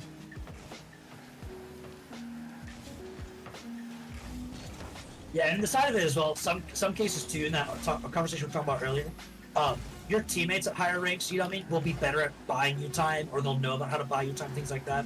And it'll be the same thing. Wave dash kickoff, slow kickoff. Ooh. Yeah, so that's wave dash kickoffs. Honestly, I don't see anyone pushing wave dash kickoffs. Other than Moxie. Really, Moxie's well, he's not safe for me to do it, is he? Kinda, yeah. Really? I mean, I'm not going to say that he's pioneering it, but the same way that he didn't pioneer 45-degree flicks, Right. But he's turned it into an art form. Yeah, so wave dash kickoffs are just as fast as a front flip kickoff. They're actually no faster. They're not as fast as speed flip kickoff. Speed flip kickoff is like the epitome of speed on a kickoff. Ooh, go ahead. I got a question in my chat whenever you're done. Yeah, community keep on the ground. But yeah, so overall, it's like, that's one that, like, if someone was pushing you to learn those and it'll be your one thing to get up at once, I'd argue that just learning a simple kickoff that's easier to accomplish and also to be just as fast, as long as you're landing before the ball and you're able to jump to center of gravity of the ball for the 50, you're basically going to have just as good of a kickoff as any other kickoff.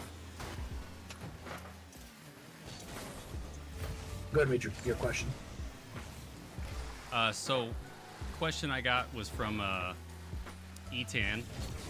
I think I'm saying that right. Yep. You can imagine. Oh, darn Or it, maybe what is Aiden. Aiden. Sorry, my mind is like, okay, is it going? Let's go. Yeah, you're good. Just read So it I and can whiff. It's all good. We don't need one. I can speed flip the ball. Often goes over my head on kickoff against people who just drive and flip into the ball. Anyone know how I can improve preventing this from happening? So, this is something that I have struggled with in my 1v1s. So, I don't play a lot of ones. I would say this season I've started maining ones a lot more. Only because I do see it as a form of personal improvement, like self-improvement, not just on the game, but like just my overall ability and my ability to be self-reliant. But yes, I will win a lot of kickoffs in Diamond because, quite frankly, not a lot of people know how to speed flip in Diamond. So I get beat by people just front flipping into the ball. Fact of the matter is, it's because I'm flipping into the ball either too soon or I'm flipping into it incorrectly. And that comes down to knowing how to 50 and challenge. Yeah. There's also one section of speed flips, though, that a lot of people don't talk about on speed flip kickoffs that is hyper important to getting that opportunity for that 50, though, which is landing too late when you do the speed flip. If you land too close to the ball, you can't jump, physically speaking, to a point that you can actually 50. And so if you're finding yourself that no matter how you challenge it, or you never win one, no matter what, unless they're so slow that you just chip it over their head for free anyway, chances are your second jump on the speed flip is actually too slow, and you're getting too high off the ground from the speed flip, causing you to land too late. least in my experience identifying them, that's what I usually see. But for the rest of it, yeah, it's learning how to 50, like you're saying. Knowing how to hit the center mass of the ball. And on top of that, is huge. How to hit the center mass through your opponent's touch or in a perpendicular motion to your opponent's touch, because you don't only want to hit it in a through center mass. You also want to make sure that you're not hitting it like exact, aggression with your opponent, so it freezes. So you want to be pushing it, in a way that assists you through the opponent's touch.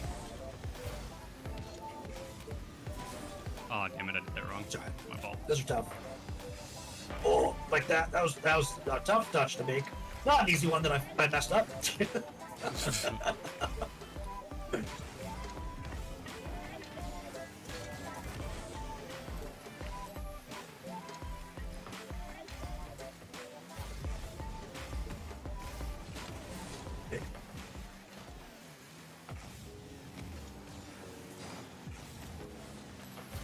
Yeah, landing off center isn't too bad usually, as long as you're getting center of gravity when you 50 it.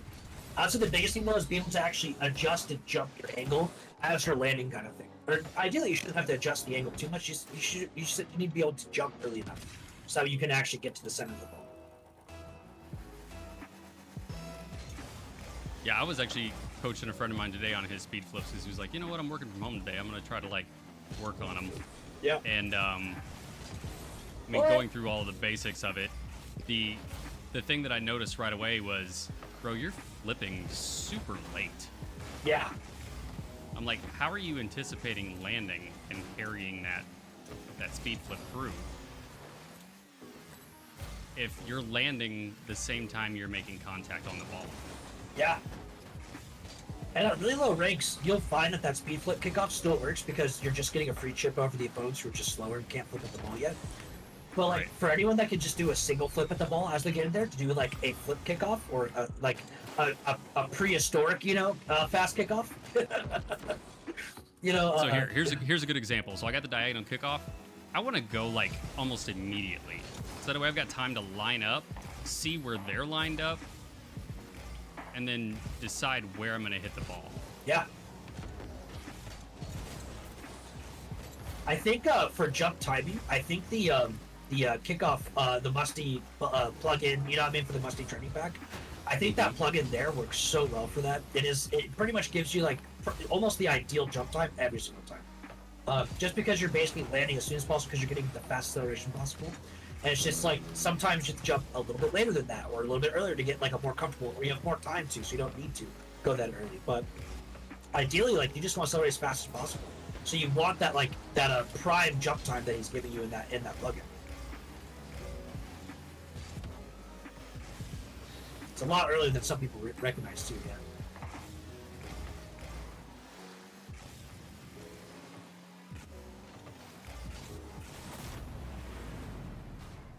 So many kickoff goals for people doing failed speed flips. That's true.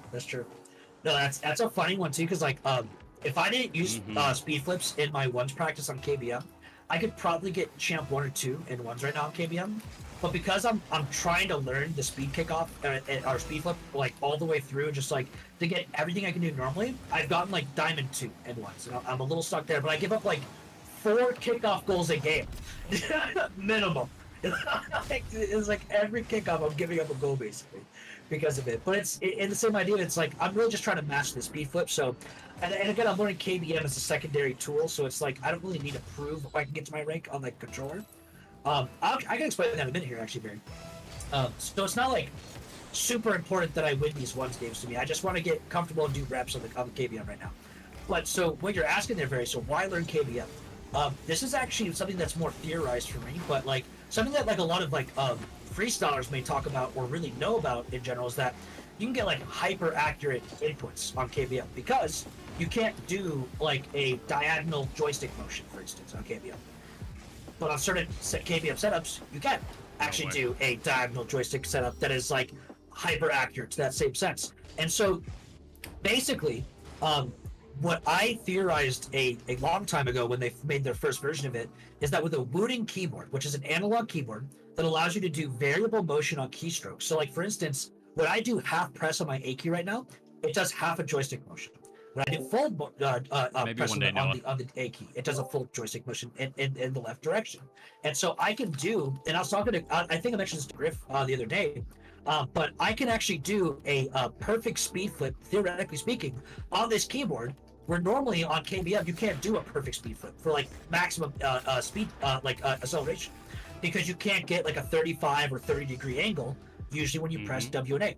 But on this keyboard, I can just press A, and now I have a 35 degree input. Or the same way, I can also set in there that both of them together would give me a 35 degree input. And if I want to do, 45 degrees or any degree amount, I can just slightly press W a little bit less, or do a different input as well. And so there's a lot of variability that I get with this. And since I'm getting super accurate input as well, if I wanted to stall, for instance, I could do perfect stalls without fail, because I can always just hit WQ, D and Q, which is like left and arrow, or right and arrow left, perfectly without fail every single time.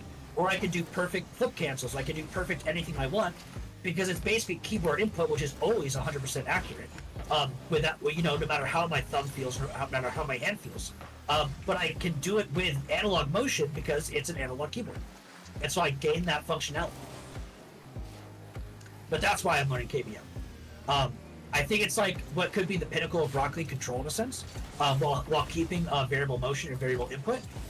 And so I don't really lose anything, theoretically speaking, except for I thought that was off. Except for intuitiveness. Like a controller can be more intuitive because it feels more natural using a joystick. So there's a bit of a learning curve in the beginning, but like for pinnacle top play capability, it should be theoretically more reliable than players on control. Where the hell is this champ trophy topper? You counter. Yeah, come on, you gotta put on the topper, dude. I'm wearing teacup cap.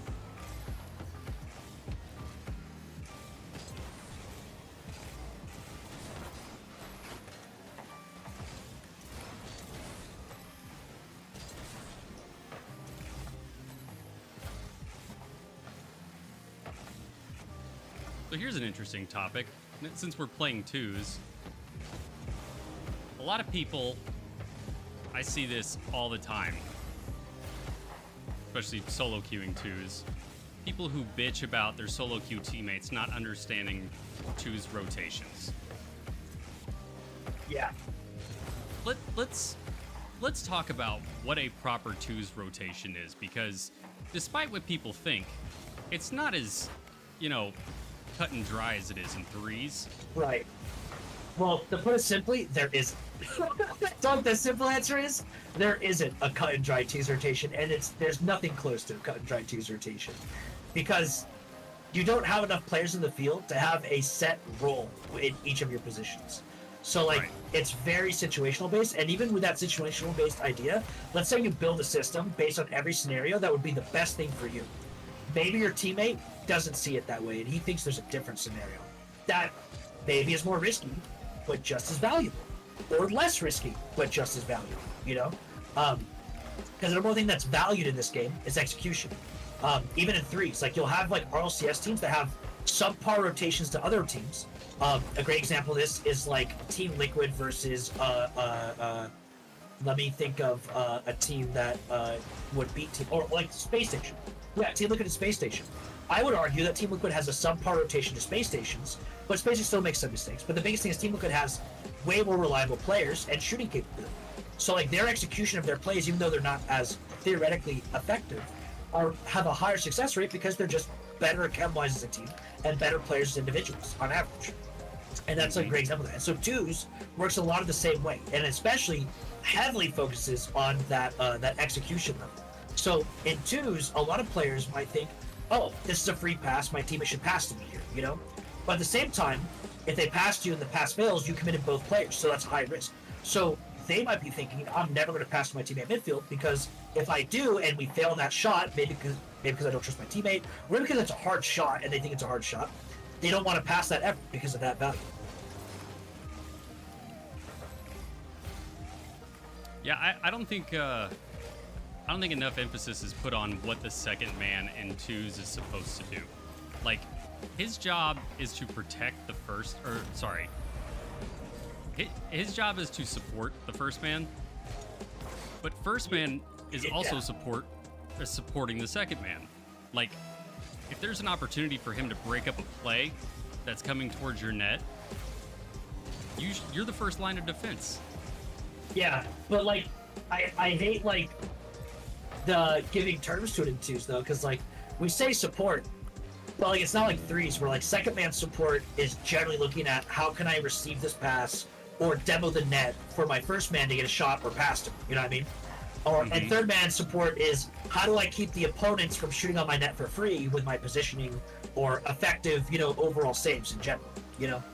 And so in twos, if you isolated one of those, you'll never gather both, and in some scenarios, you know what I mean, you might think the other one's more valuable. So it's so general that it's not effective as a terminology. I think it's just like it's so open when it comes down to that. Now, you've talked about this a little bit with me though in chat in DMs before though.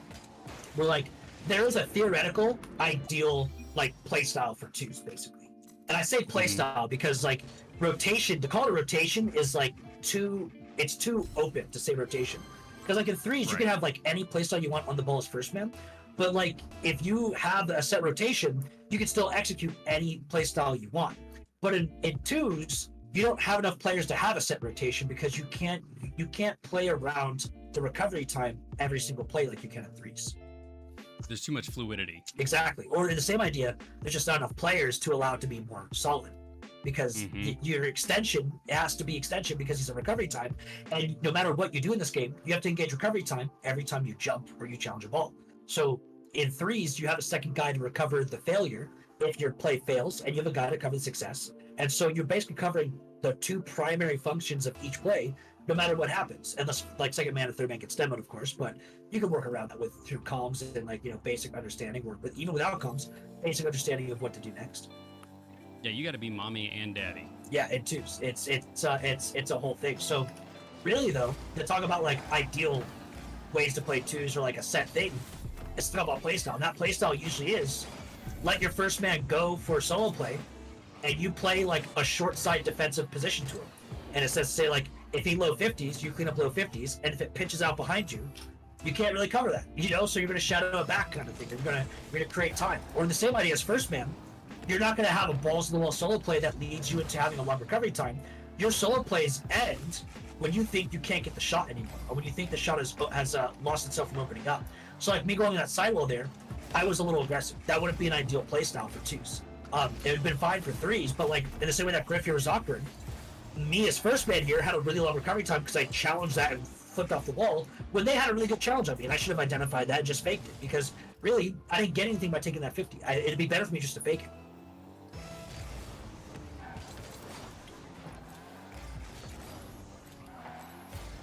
So what's your thoughts and opinions on aggressive That's unfortunate. playing against hyper-aggressive opponents, especially in twos, right?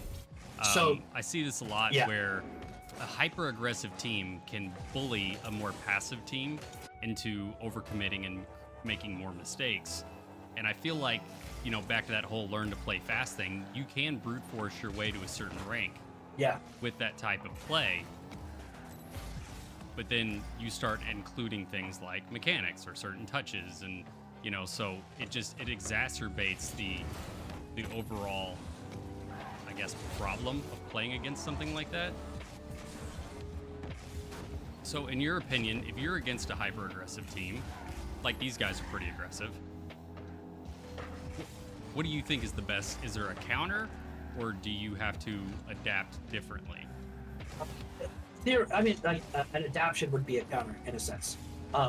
It depends on what you want to say. It would be like an adapt differently statement. But in the idea that, yeah, there's a counter. So this is actually similar to like the way you challenge or do kickoffs in ones, in my opinion.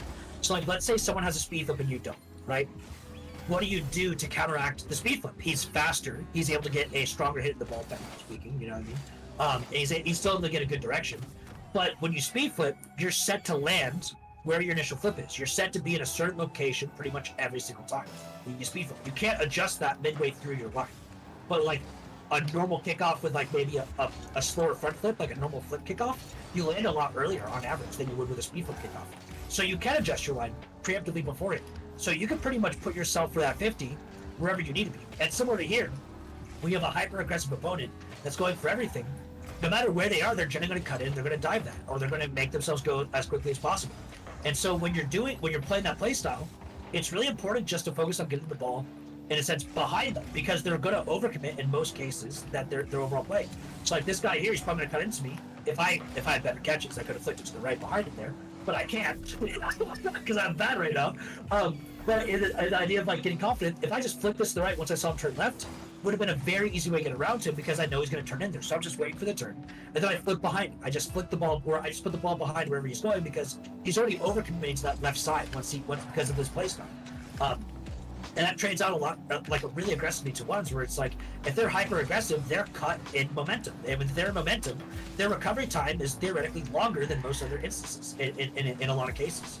And that's what they end up getting stuck to. So like here, it's like you waited out for their shot, and as they went for that dive on you because you're patient, I was able to cut and force the ball around them, so you got an open net. And all you had to do was dodge them and recover, and that was it. So it simplified the play a lot there, right?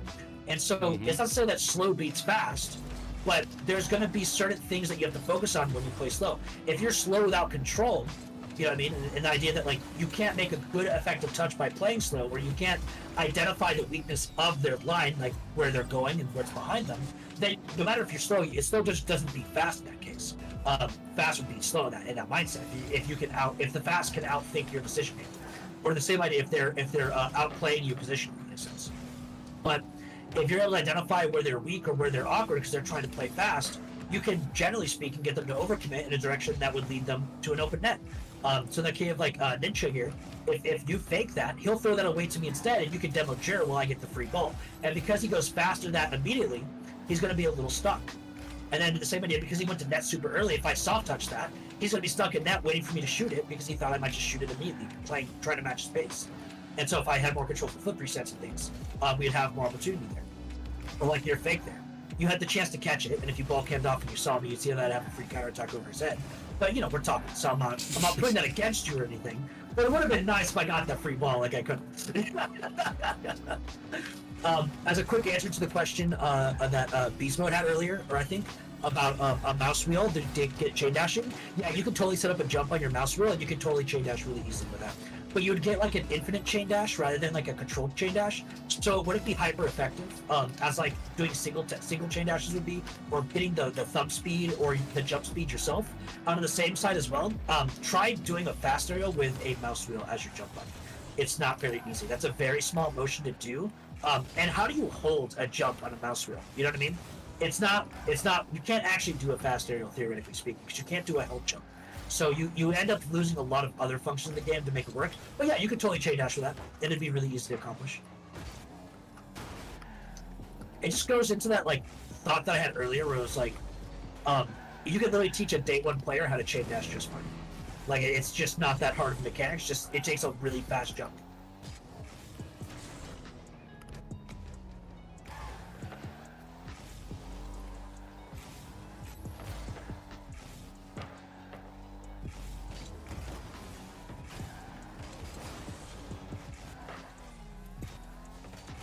Ooh.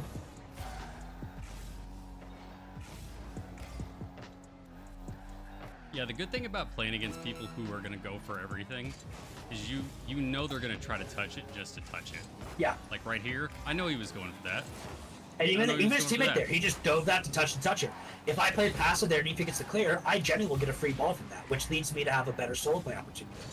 But since he just touch it instead of faking you while you're on wall and awkward there, he chose to dive it instead, which just leads to him throwing the possession rather than the other scenario.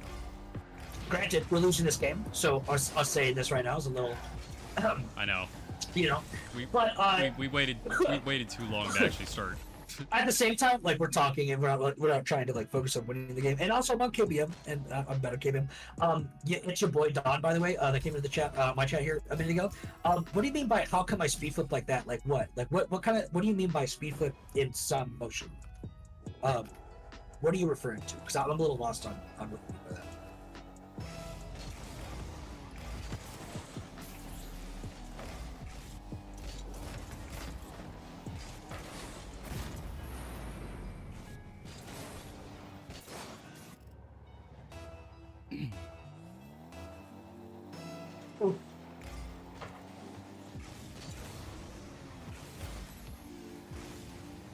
He was a miss. Could be.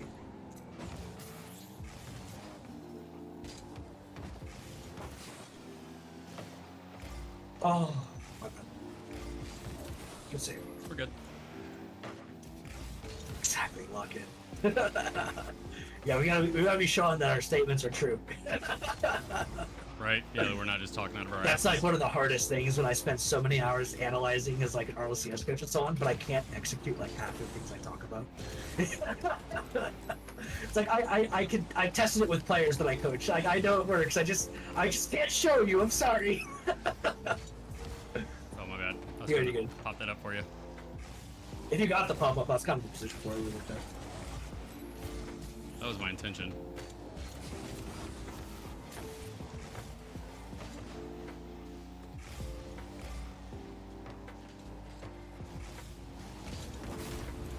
Holler.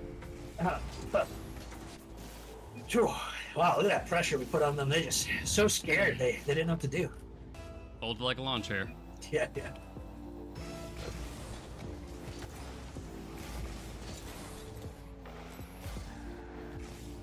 Oh, he did have the touch. Let's talk about something else real quick. We were talking about efficiency. I meant to talk about this, but we didn't get Yeah, there. let's retouch it. Yeah. Efficient challenges. Oh, What does it mean to commit? And what does it mean to overcommit? oh, that. Ooh, that's a fun statement to to get into. So committing in general, in my opinion, is any time that you basically incur some sort of recovery time. So it doesn't mean you have to actually like jump in a sense. But like, let's say this guy commits to me without jumping. He just drives through the ball kind of thing. He puts himself out of position, even if he doesn't jump there, because the ball's going to go behind him in some way, right? So he's going to be out of the play in some way. So he's committed. Now, an overcommit is when you would challenge something or commit to something in that idea, but it leads you to go to a recovery time that's more than necessary. So like this guy jumping, overcommitted.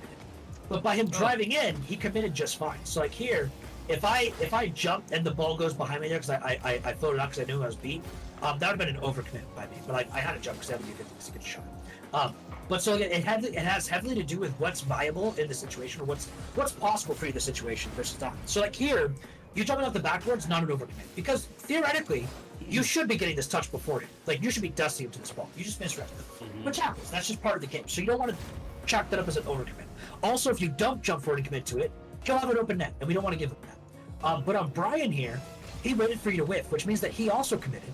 But since he didn't jump preemptively expect you to touch it or try to beat you, he actually ended up committing the exact amount he was supposed to because he knew that he was beat. And by doing that, he didn't overcommit. If you hit the ball over his head, he was able to turn around immediately and rotate back immediately. He committed, but he didn't overcommit because he didn't put himself in a longer recovery time than necessary. And that's similar to what I was talking about with like faking, like an efficient fake. So like here I'm beat, so I'm just gonna take my time. I'm gonna let it hit behind me. I'm just gonna bump this guy out, get you the free ball. And I didn't overcommit because I'm already behind you. I'm already recovered. I'm very capable for this next play, meaning that I can go up this wall and get that touch for free. And like that flip off the wall there, like it's not an overcommit because it was my ball. It was my free challenge. They didn't have possession. They already threw it away. And so like here with you as well, if you flip and bang this ball away, you don't overcommit, technically speaking. And like here, this guy chipped it away. So me jumping for it's not overcommit. Only if they had possession would it be an overcommit. Because there's no guarantee that I have that possession or that challenge that's going to work out for me. And the only exception to that would be, does the enemy have a free shot on your net? Or are they utilizing a shot opportunity on your net?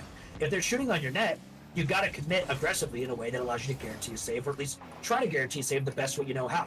Which half the time means that you're going to have to overcommit in some way that would be a usual situation.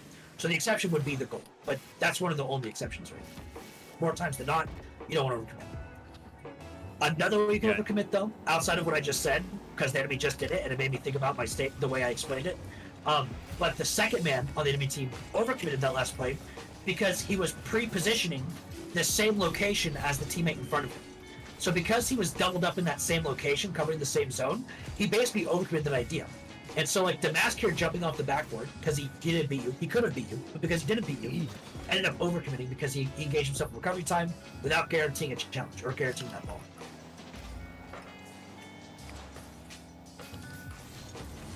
Ooh. But like there, you didn't overcommit technically because if you didn't jump for it, they might have shot that on the net. So you have to save but the enemy kind of overcommitted because he knew you would beat him. So like, I don't know why you died that. Same thing there. Like, well, that was tough to read, but it's the same idea. Like, you had a beat on him, pretty much, maybe not guaranteed, but a pretty good chance to beat him. So like, there's no need for them to jump on that kind of deal. Or like there, you just overcommit the hell out of that. That was a big overcommit. Yeah, we're up 4 goals. I said fuck it. Yeah. No, they're further net too, so like the risk can meet the reward if you're a little bit closer, I'd argue. But yeah, it doesn't really matter to the biggest degree. But that'd be a great example of overcommit. They had possession. Mm-hmm. Sure, if you dunk them, it could be a goal.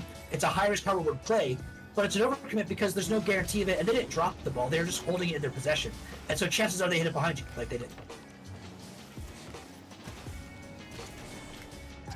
Yeah, and a lot of that goes back to reading the game. Yeah, understanding where the threats are. What is a threat? Like, there are times you'll watch high-level players, like especially in 1v1, they're like, why is he going for corner boost right now? It's like, because he knows the other guy would have to peak on an insane level in order for him to score it from that position. Yeah. Exactly. A lot of times you'll see players get pressured in their own corner on defense, and they'll grab corner boost rather than challenge the ball. Because at the end of the day, it's like an impossible angle to shoot, so they'll just play for the stat instead.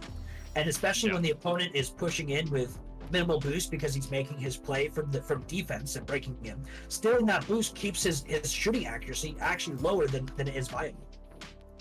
And then it sets you up for the return trip, for the counterattack. Exactly. Peace, Mikey. What rank are we in right now? We're in Champ 2. Yeah, we're in Champ 2 right now.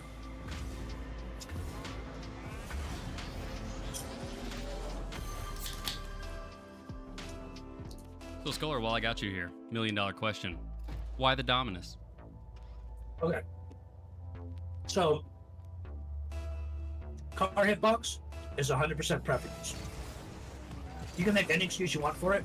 As long as you like it, or you have an excuse for it that makes you play it, you're good to pick it. Just flat out. There's no need for you to worry about a prime hitbox kind of deal, because at the end of the day, they're so close to each other, it really doesn't matter. Now, this is a long conversation about car hitboxes. So, to put it simply, I picked the Dominus because for me, it is one of the cars that feels it responds the way that I expect the game physics to respond to, most accurately. And 2, it just feels good when I play it. I like the way my touches feel. I like the way that I can predict my touches, or driving around the field kind of feels in general. Now, KBM, my mechanics are so sloppy anyway that I can play any car and it'll be about the same thing. Because really all I'm doing is just getting up front of my nose hit, which all the hitboxes are so similar that front of the nose hit is basically the same, no matter what. Right.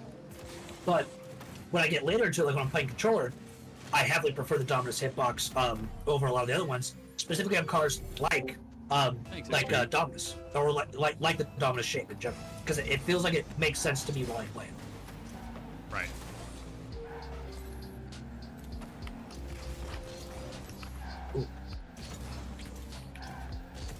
So like right here, I'm going for boost because... Yeah, they can't shoot that. There ain't no way they're shooting that. Yeah, car facing or car placement in general is high support of that. And actually, that's a conversation I talk about in ones, when I teach ones a lot of times, is potency. So like right now they have high potency because they can just shoot that. So you have to respect it and you have to cover the net first, But like here, their potency is low because Psycho's backwards. Psycho can't turn this, and even now, his potency is super low, so I can just go for this ball knowing that he can't shoot it anyway, and I can just start pressuring immediately, kind of thing. It's not a big deal. Or I could have gone for boost as well, because Psycho's not going to shoot that. But coming to now, though, Psycho has to respect you because that's a shot. And if he doesn't get that out from the center of his net, that's a goal. Yep. What's your peak rank? On controller, my peak rank was like 1870, I think.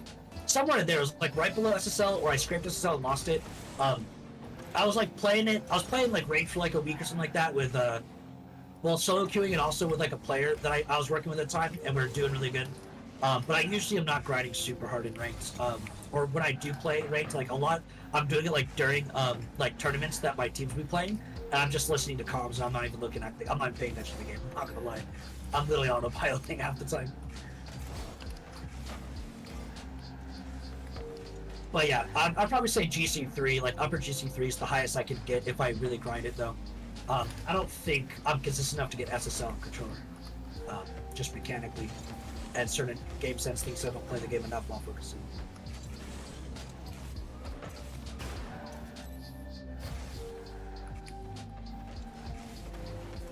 God, this is clusterfuck. That was crazy. Now, see, had I not been up so close, I could have scored that. Yeah, but that was a tough one because like you're expecting me to get the pass, not for them to get the counter save, you know. So you just played a read on a different play or a different idea. It was just a misalignment with the opponent's touch or opportunity. So that's really not too big of a deal. Yeah, I feel like the overcommitment on as the second man causes goals and twos. Yeah. Far more than anything else. 100%. I would say counterattacks from overcommits are the biggest reasons people get scored on. Yeah, twos. definitely. No, a lack of defense is definitely the most reasons to get scored on. But also, a heavy defense is the biggest reason why you give up free goals. So it's a trade-off, which is why like we was talking about twos earlier, and we were talking about it's like what's the ideal rotation or like Whoa. what are you looking for in twos in general? So it's like, well, it's play style, you know, it's execution level, because no matter what you choose there, it's like if you have a heavy defense, you're going to need some really good solo plays. So your play style better lead into some really good solo plays, you know. But if you're like looking for passes all the time, you better hope your teammate's play style is also looking for passes and things like that, or aggressive positionings or low 50s, things that are safer on offense. Like that flick there, if you could get the goal, would have been awesome for the solo play. But ideally, if I'm playing aggressive secondaries, you want to go for that low 50 because you can bait them out and probably kill the ball in front of their net for me to finish before the opponent gets back. But it's all just a mix-up. You're just playing the best of your play style. When you can execute the best, it makes the most sense for you as a player. And you just try to raise your execution as high as possible. That was a bad jump. But yeah, so beast mode, you're saying you're in a main Roadhog kind of thing. Hey, that's literally just, I think that's just like Merc Hitbox. Not a big deal. It's just like the tallest hitbox. And so like... Is it Merc? I thought it was... Oh no, maybe I'm thinking of a different card. Maybe the Marauder is the one I'm thinking of. It's the Octane. Well, they might have kept it Octane. I thought it was Octane, but they changed Roadhog and Merc to a new hitbox when they were releasing the Battle Bus. Ah. I might be wrong on the Roadhog though, but I know Merc is definitely, it's the Merc hitbox. So like, obviously Merc is, and Battle Bus shares it too, but it could be the Roadhog that's Octane. I don't know. But like in the same idea, there's little benefits to like all the hitboxes, but the one that doesn't have any extreme benefits to it is literally the Octane. It is like in between a lot of the hitboxes, but not specifically beneficial in any way. So like if you want a tallish hitbox that isn't like Merc level status high, you actually want the hybrid hitbox because it's longer, so it's easier to get like 45 and 90 degree flicks as well as like 180 degree flicks with power. Like it's easier to get power on power flicks, but it's almost as tall as the Octane, like really similar to a punch where it's like literally negligible. Oh shit! That was laggy for me. I'm sorry, dude. That just no, that hit off my car. Oh, I was trying to get it back to you. Yeah, then he smoked it off my car. No, good. Try to back pass it. I just like this right here. Just went. I was closer to that ball on my screen, unfortunately. Oh well, is what it is. Hey, back right. Yeah. Or never mind. of the net. Yeah. His kickoff was so slow. I just didn't hear the second half of your statement of the net. That was on me. Yeah. That is trash. That's a great example why you don't try to lose kickoffs on the opposite side of the field unless if you're really good at it, because it's really hard to guarantee that the opponent can play you to the opposite side of the field. It's always safer to lose it to the same side because you can just block the line to the net while getting the loss. Either way, is it Octane hitbox? Okay, so Beast Mode checked it. Just because Kevpert likes it, so I tried it too. I feel that.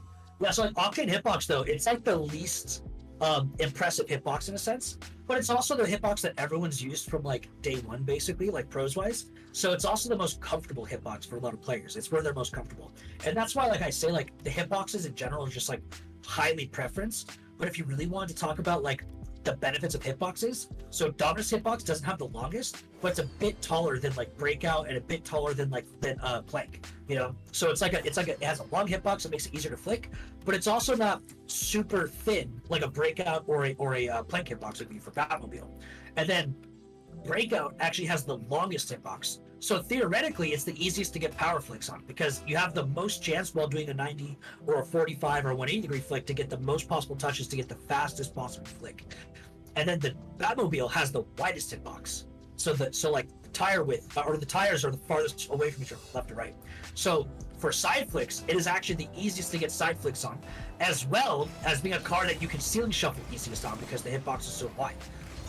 Which is a funny thing to think about because we like no one talks about ceiling shuffles because it's like a strictly free play or a freestyler thing to do, and that's what it probably will stay as, is a strictly freestyler thing to do. So like is what it is. But the second widest hitbox is the Octane. So that's why you'll see like a lot of freestylers still doing ceiling shuffles with Octanes, or Octane players of freestylers that use Octanes already able to do ceiling shuffles and learn them pretty effectively still, and will stay on Octane either way when doing them. But yeah, so like when it comes down to it, the Octane is like an extreme of none of them, and it's not even easy to flick on like a hybrid hitbox is, where you have a long hitbox that's easier to flick on, but just as tall, almost just as tall, or literally just as tall as an Octane, where catching and dribbling for a taller hitbox is quite a bit easier. So like if you wanted to catch where you could like get a sharp dribble on it, or like if you want to sweep around that and like catch that and sweep it around to the right, it's way easier the taller the hitbox is to do that dribble, or to get a catch and a slice with it kind of deal.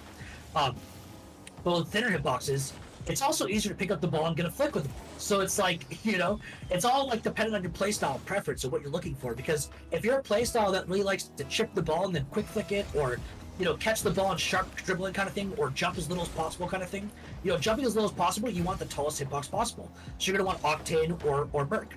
And if you want to jump here and there or whatever, but you want to mainly get like chips on the ball to put the ball above your car kind of thing, and kind of get the ball up to the sky easier, you want a shorter hitbox like Dominus or Breakout, whatever, Breakout on this guy, or Batmobile, where like literally you'll chip the ball more vertically with less speed because it's literally hitting the ball from lower down. Another crazy thing to think about: the lower the hitbox, the tighter of a shooting angle you can get when the ball's in the ground, because you can sneak around the curvature of the ball when you're shooting from the ground. So you can actually get a tighter shooting or a better slice on the ball with a Batmobile or a Breakout because the hitbox literally feels lower down the ball, so you're able to get around it a lot easier. Just a couple food for thought things on hitboxes. But yeah, sorry, like I said, it's a long conversation. There's a lot to talk about when it comes down to hitboxes. So I got a pretty good question here in my chat about, is it possibly feasible that in a new version of Rocket League they would use hitboxes that actually fit the car model accurately? So if you do that, you need to raise the hardware requirement for people playing the game, because that needs a much more active physics engine registering. Mm-hmm. And on top of that, and so the biggest reason why, so in the beginning of Rocket League, the hitboxes actually match the cars a lot better than the current ones do. But they took that away because there's unique hitboxes for like all the cars. Because the servers, it would actually cause latency for the servers. It was causing server lag issues because there's too many calculations to be made for every car that was on the field. On top of it, also just being more competitive and feasible, and also you can drive more cool-looking cars if all the cars share the same hitboxes. So there's also that. But a big reason for it, though, was definitely the server lag issue. And so there's a lot of factors that would keep them from being able to do that. And theoretically, in the future, like with a future version of Rocket League, it might be possible if you think about like the science behind like literally just like the physics and like what's required of the computer to process and so on, and like the game engine. Like it's like for free play. Like if you're in training, it's not hard for your computer to register, you know, the physics generation for one car in the field. They have a unique hitbox that's super, like local client, exactly. But once you're sending that over the internet, like hundreds of miles, thousands of miles away from you, you know what I mean, at a server that's also processing this, especially since the game is server-based, not client-based, all the calculations are done on the server and you're just receiving that answer. You end up having a really long latency because the server just takes time to generate that, and then it sends it to you over thousands of miles or hundreds of miles, depending on how close you are to the server. Maybe 2 months because you're living on the server. Lucky bastards. But going through it, it's feasible, but it's not, or it's possible, but it's not feasible. It's not something that would be seen as something that I would expect in like the next generation of Rocket League. But maybe in like 10 years of Rocket League development and gaming and computer development and internet development. You know what I mean? It's not impossible to say they'll ever get there to that, or to a point where it makes sense.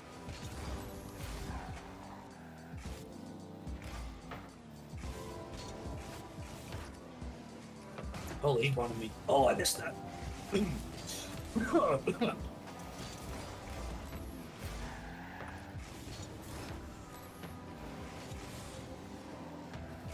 Now, one thing that I think would be good for Rocket League, though, is to lower a lot of the hit. Well, I mean, if they wanted to look more, the hitboxes to feel more natural, would just be to lower the hitbox in where the car hits and just make it closer to where the car is. You know, because like Dominus and a lot of these flat cars have hitboxes that just like are twice the height of the actual car themselves. You know, so it's like it feels really weird when you actually look at it and think about it.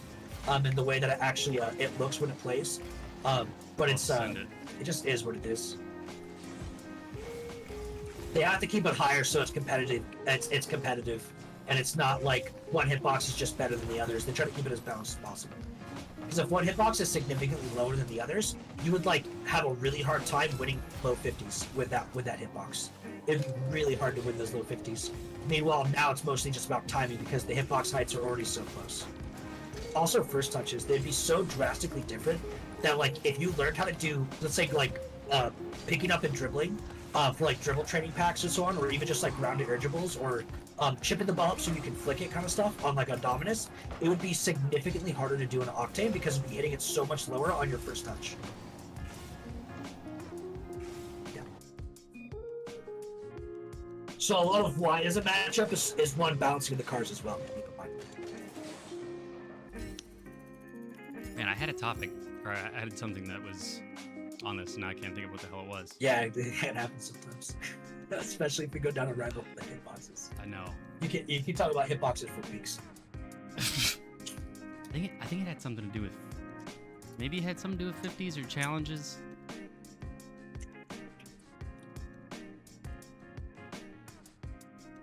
Maybe it was about like single jump and drive challenges versus flip challenges. Oh, okay. So like, good.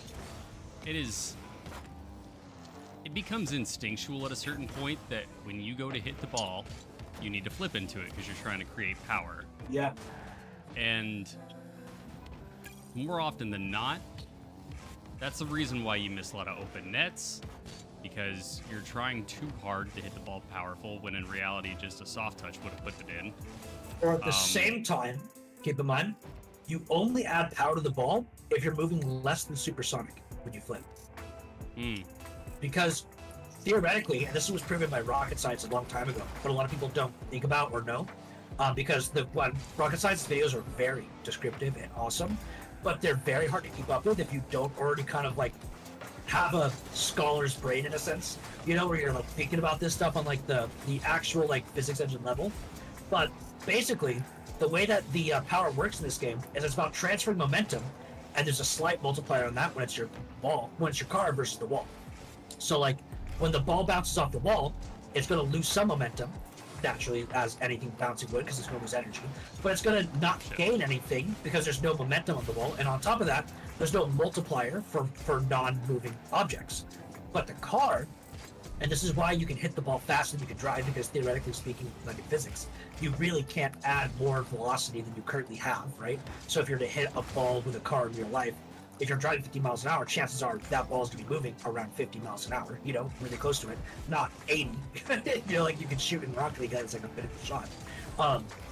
But in that idea, there's going to be a small multiplier to it too. So really it's just about your speed. That flip itself is only going to accelerate you in the direction you're flipping. So if you diagonal flip but you're moving supersonic, you actually are changing the direction you're moving your car in middle of the shot, meaning that you're actually pushing the ball away from your shooting direction, or you're moving the car not at the same velocity you would have been when pushing directly through the ball.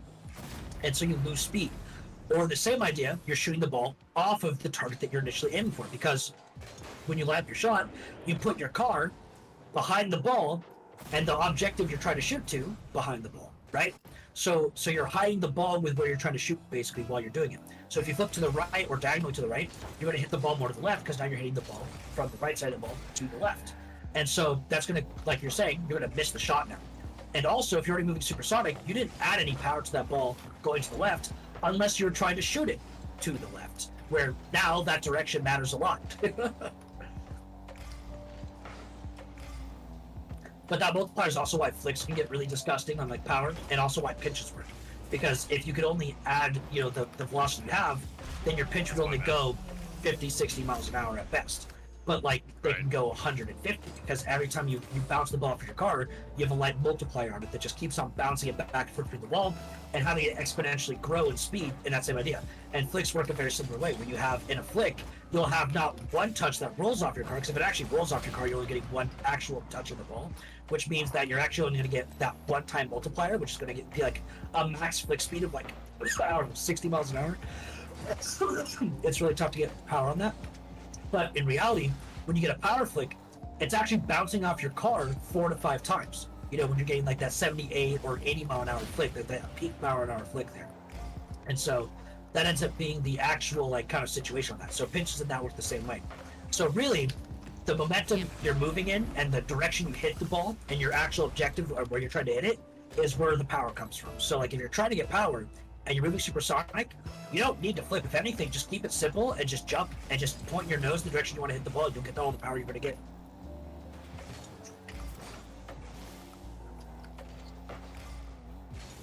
Oh, that's bad. Sorry, you read him. Oh, no, if you just did side flip, you were underneath that. If you jumped up, you would have it. Boost. You would have had it. If you just vertical instead of side flip, you had it. You had it. You read him. God damn it. Higher level 2s looks hard. Yeah, I can't work it, I guess. Oh. Oh, so much for my free flip. Good try, Jim. Oh, I'm on a boost. I was hoping I hit it harder when I went up the wall there, but it's...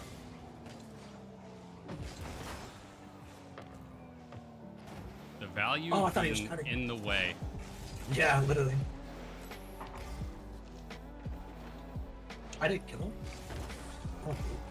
You know, that's why I wanted to make a video about boost and how you don't need full boost to be effective. Because I will literally watch people in 3s and in 2s. I watched them, like, obviously they ran out of boost, so they just give up pressure on the play. Yeah. And turn tail to go straight for, you know, one of the big boosts. I'm like, yeah. What the hell are you and doing? In 2s, sometimes it can make sense and it's okay. It's not as bad of a deal in 3s. But in 3s, if you just pre-bail when you're out of boost, all you're doing is pushing your guy with the boost out of the net who has the save. And it'll look just like what Griff did here, where basically without boost, your saves look like that. So we're just going to move on. I don't know why I flipped the wrong way. I was trying to get a flip. That was flip. a rough game for you, man. We'll just move on. It's just a rough game. You're good. Nah, I was trying to get that touch where I flip into it, but then flip towards the wall to land on the wall with my wheels. Yeah. I just fucked up. Yep. This was it. I fucked up. Yeah, rough games happen. That's just how it is. Okay.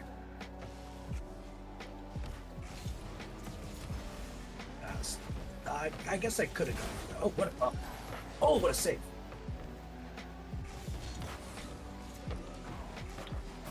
There we go. But even like here, so like let's say I'm at 30 boost right now. I didn't use any boost really for my recovery or my turnaround. If I like that boost that I just used right there to shoot that, could have just been my 30 boost, and that's still a goal as long as I don't rotate out there. And that's a great example of just like keeping pressure, because like even if I do rotate back, how am I going to save that ball if my teammate loses that? Like I don't know how I'm getting back there in time if I only have 30 boost.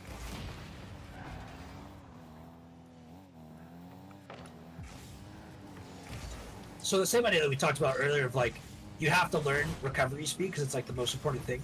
You also can't overestimate how fast your recoveries are, because they're not as fast as you think they are half the time.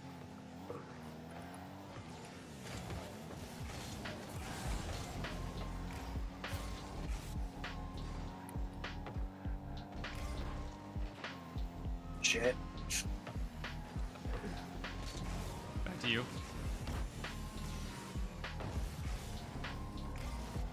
Oh.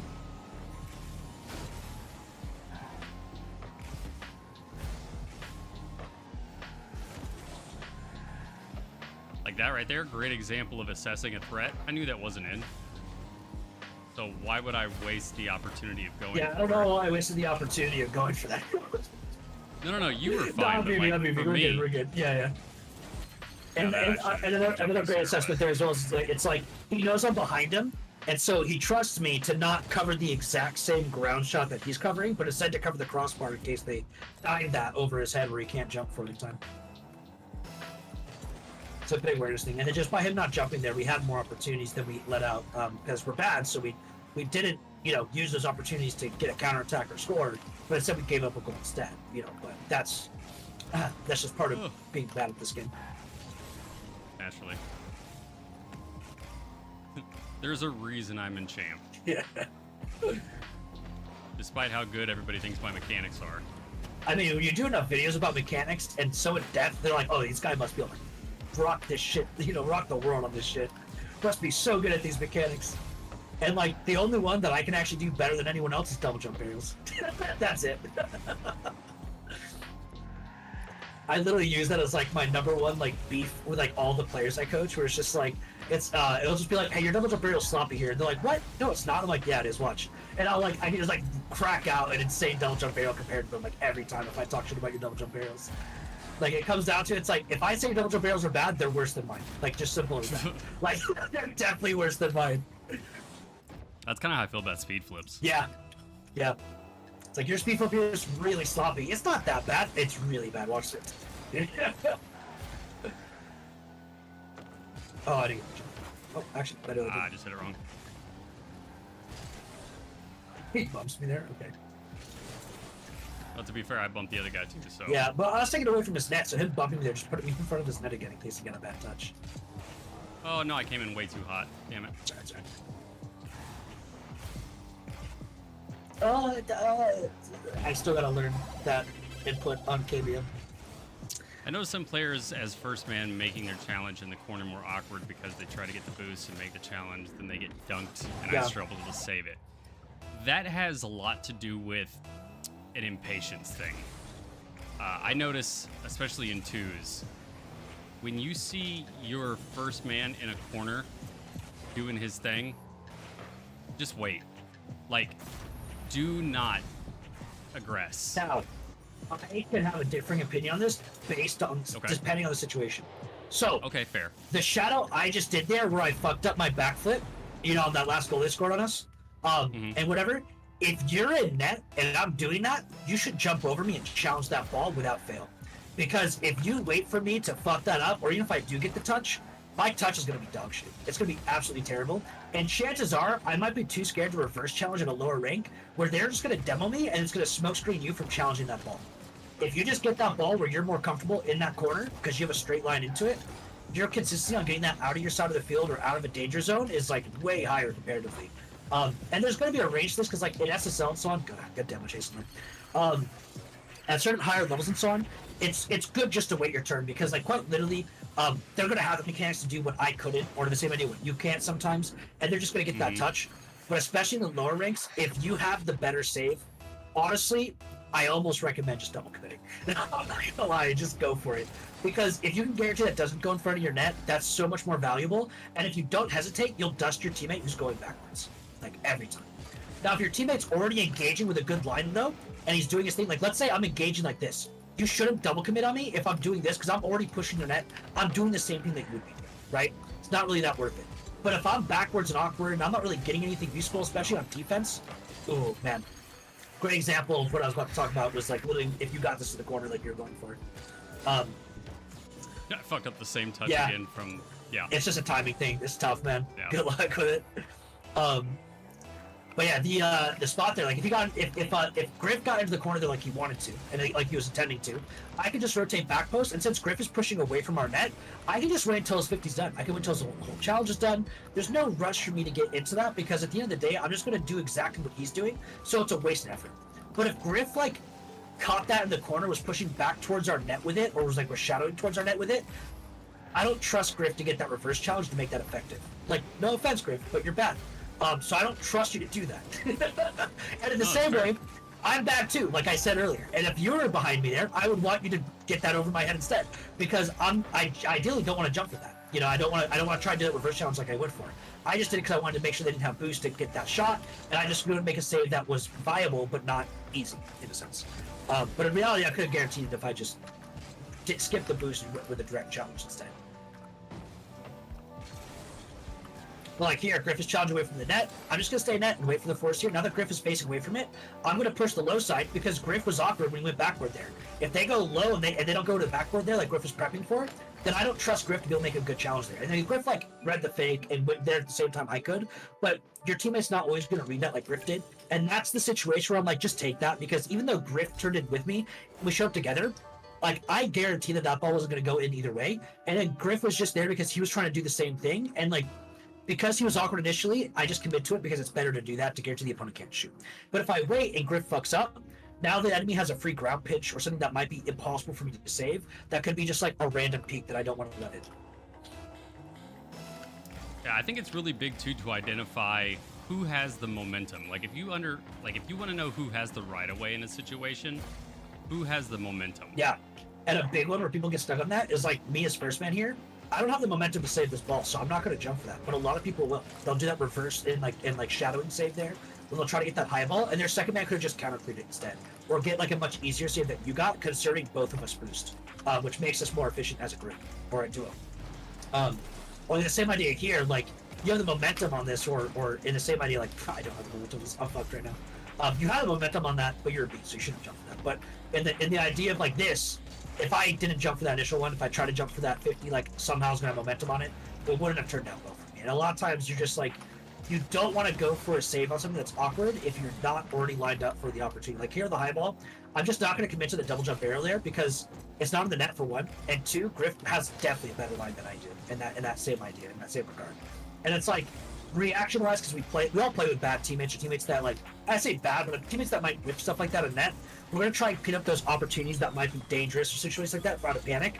And like as you get higher, you want to train that out of yourself. But at lower ranks, that will be your saving grace. And so it's hard to say that you can't do that.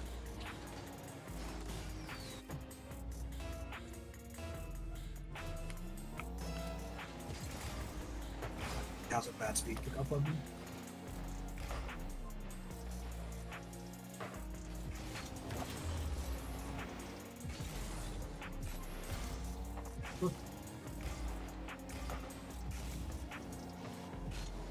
Oh, my bad. You're good, you're good.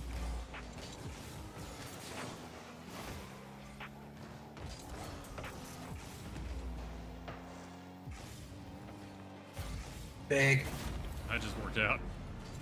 Yeah, it's not like you really interrupted my play. It's, as long as they didn't dunk me, we were fine. Is the musty speed flip test of double jump aerials? Yeah, pretty much. There's actually a training pack that goes about fast aerials in the speed department, not the efficiency. So my test is heavy on the efficiency department because with efficiency, if you just hold boost the whole time, you also have speed, so it's kind of the same thing. But there's a training pack that like actually works really well for the speed test side of it, where it's like it really forces you to be accurate with your line while the ball is in that starting location, and that's the Lazord training pack for speed flip test training pack. I think if you Google it, you can find it. It's not too hard to find. It's somewhere on my Discord as well, and it's on a lot of people's overall areas. But I will say, as much as Lazord made an awesome speed flip test training pack, or speed jump, not speed flip, speed aerial test training pack, I've tried some of his other training packs and I hate them all. I hate like 99% of his training packs. I think they're awful. But that speed aerial one though is like on the money exactly. Like it's like that fifth shot is like near impossible. It is so hard to hit. Damn.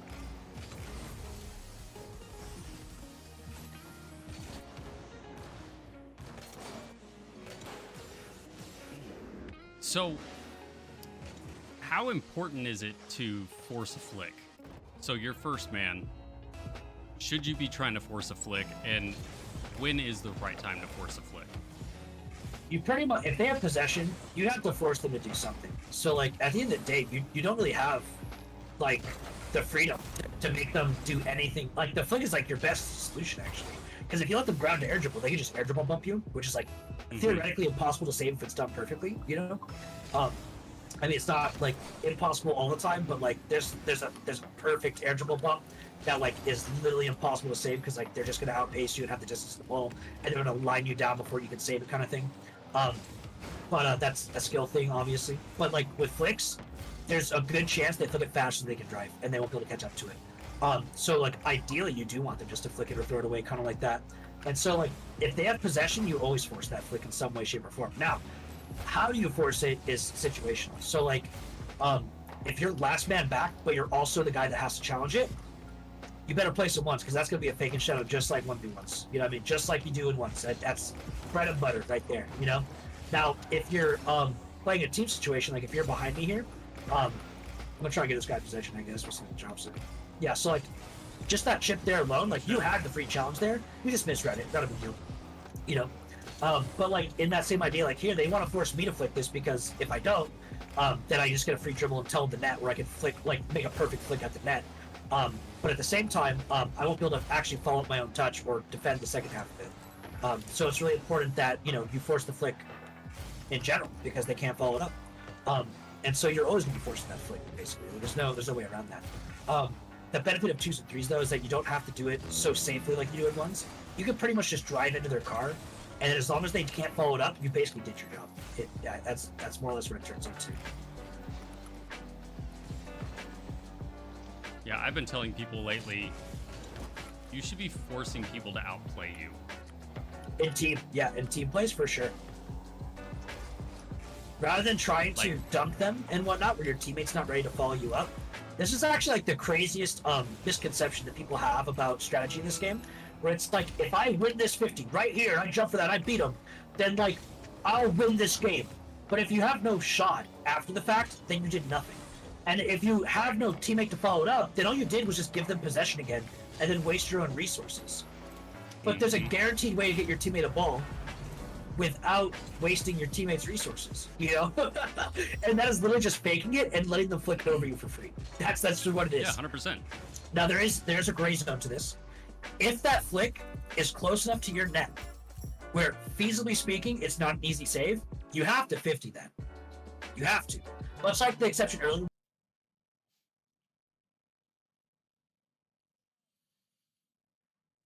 just go for it, You can't just fake it like we talked like with efficient challenges that we talked about. So it works in the same way as flicks, like as forcing opportunities. Just be happy all they're doing is flicking it though, and not doing some crazy double flip reset, musty double tap that you're not used to and not ready to fucking read, because that's where it gets out of hand. Oh my god, nice save. Ooh, I try to get this slow touch on.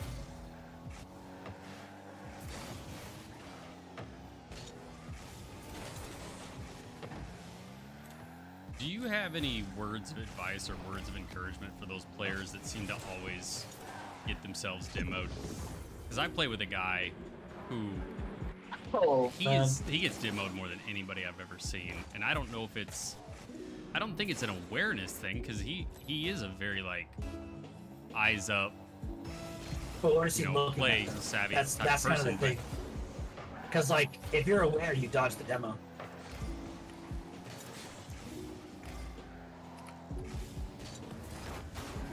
At the same time, base rotations could be a cause to get demoed. I've talked about this a lot with my RLCS teams in general. It's like how you rotate as third man could effectively make it impossible for you to get demoed or very easy for you to get demoed. And whether if you see the demo coming or not, you don't have a choice because you have to make that save. So if you put yourself in a position where you have 3 options to make that save or 3 options to dodge the demo and make the save, you won't get demoed. It'll be really hard for you to commit to all those options at the same time, But if you put yourself in a spot where basically like you have to turn in for the save now or you don't get the save at all, you're going to get demoed because you have to make the save now or they're getting a free goal anyway.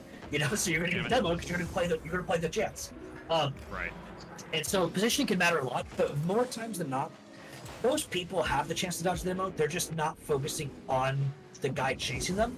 Like your friend or your teammate, whoever it is, might be aware, but they might be aware of you and what you're doing, not what the guy off the ball is doing. Like they know that they're supposed to be not engaging the player because they're second man or they're third man or whatever, but they're not watching the enemy's extension, the enemy's chaser. They're not looking at both opponents. and it's something that's like a hard skill to master in a sense, or to like really start on if you don't already do, because you're splitting your focus, something that is already so important, and it's important that you don't not look at the ball or the play happening in front of you, kind of thing. And so it's kind of just like building a subconscious thought on the play. Once you see that you're not supposed to go for it, you already know what your role is. It like immediately, just because of like the advantage of the possession that might already be happening. So like you don't have to actually watch the play. You can just assume your position based on the scenario that's already happening, and then from there, now you start looking at what's around you and where the guy is going to be coming from, or what the chance you get demoed is, because you don't actually need to watch the play. Like right here, I'm coming in late. Either I shoot this or I don't. And so like if I don't shoot that, you just got a position for me to whiff, and then look at the guy trying to demo. And that's basically game from your POV. And so it's a bit of a skill to learn overall. Now in a couple of areas though, there's scenarios where you just will get demoed and there's no way to dodge it, and that's okay. Because a lot of these scenarios where you're getting demoed, you can't dodge it, are just things you have no control over. One being extension time recovery. I got a demo on defense a minute ago because the enemy took a flick on our net, flicked it over the crossbar, and while he was landing, I demoed him. There's no way he dodges me. It is physically impossible for him to dodge me. He shouldn't feel bad about getting demoed there. I got the play on him because of the demo. We got the breakaway. We got what we got afterwards because I got that demo. You know what I mean? That we just outplayed them on defense. But like, oh well, he should have flicked it on the net. That's on him for missing the shot, you know? If he really wanted to get that goal. It's not him getting demoed is non-existent to the actual result of his play. Just because he has no control over it. So that's like one. If you're landing from a previous challenge or something, you get demoed while you're landing. Don't feel bad about that. Don't get tilted. The guy just took advantage of the opportunity ahead of him because he was in position for it. But you shouldn't feel bad that like he didn't outplay you, technically speaking. Like as a team, they outplayed you, or your team in that moment, because your team allowed him to play that extension to demo you. But at the same time, like, what are you gonna do? Somehow magically gain a flip and dodge him, or get 30 boosts and stay off the ground for another 2 seconds, but while he's driving past you? That's just not how it works. You get demoed there. It's as simple as that. And so situations like that, like if that's where he's getting demoed, man, you're playing against some really tough opponents. Like, good luck. Maybe change your offensive play and don't miss the open net, you know? So you getting demoed turns into a goal, you know? Well, something I've always tried to encourage him to sort of think about is I have this sort of mental inventory of where everybody is on the field. Yeah. Based on where I am. And like, there's only a handful of places they could possibly be right now. You know what I mean? Yeah. Oh shit, he just kept boosting. Dude, he's fat. This guy too. They're both fat. Like what? Just strong armed that. And like what? God dang, they fat.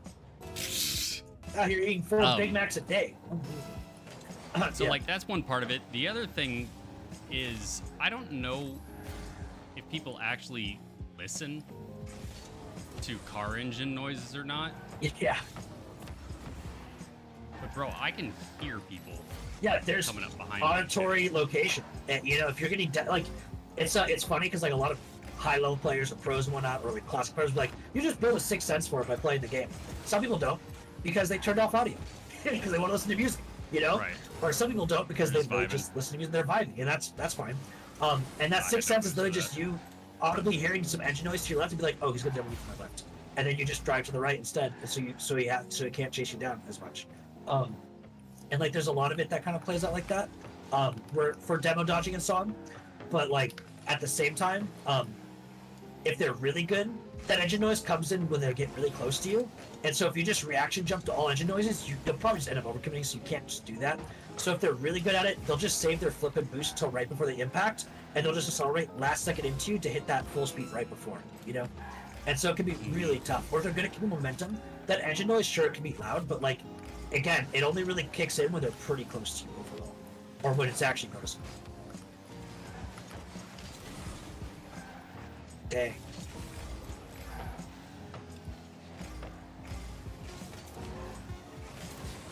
But yeah, if you find yourself getting demoed a lot though, I definitely recommend, if you don't play with audio, play with audio. Pig phase drama rando. Oh, because they dropped roll disc. Wait, what? Yeah, I heard that earlier today that phase dropped roll disc code right before rolls. No way. I mean, like, it's weird for them to drop it right before the end of the season. You know what I mean? Like Worlds is just about to happen. Like why drop them? But I mean, but it's not like he was hurting anything. That's but the thing. He wasn't But, like, helping either. was he hurting anything? Like their performance has declined in the last 3 months, like significantly. They went from almost winning a major, the finals in the winter, to not even making spring major. Yeah. Was he not hurting anything? It's like from the POV of FaZe, what is he doing? If he's not hurting anything, then how is he not helping them stay consistent? They were just top of the world 3 months ago, you know, at the winter major. So it's like from their POV, I don't blame FaZe, but at the same time, like, why not just hold it for 1 more month? You know, like literally, like Worlds is tomorrow to the next week. You know what I mean? Like, why drop him now? But yeah, I mean, it is what it is. Like, you can say whatever you want about the situation. There's no real like content out there that shows Worlds' like coaching skills and coaching information you can drop. You know what I mean? Like, you know, he's an ex-pro kind of thing. He has experience. He was never like a world champion status level player though, so like, it's not like if TurboPulse became, you know, a coach as the 4-time world champion, and he's just like really good at mental and shit like that, and like can bring in so much experience on that end of things. But like at the same time, he had some experience, and like he obviously knows something about the game because he was a pro for a while. But was he good at teaching it? Like, we don't know. We don't know. Like, there's no information about his coaching capabilities. It was just he became a coach. Ah, bad read.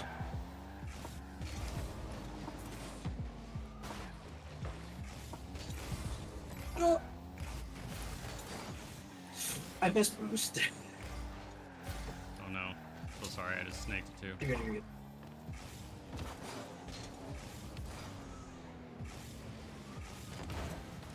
Explain the whole situation, then delete it 5 minutes later. Really? He dropped a vid and then deleted it. That's a little sus. I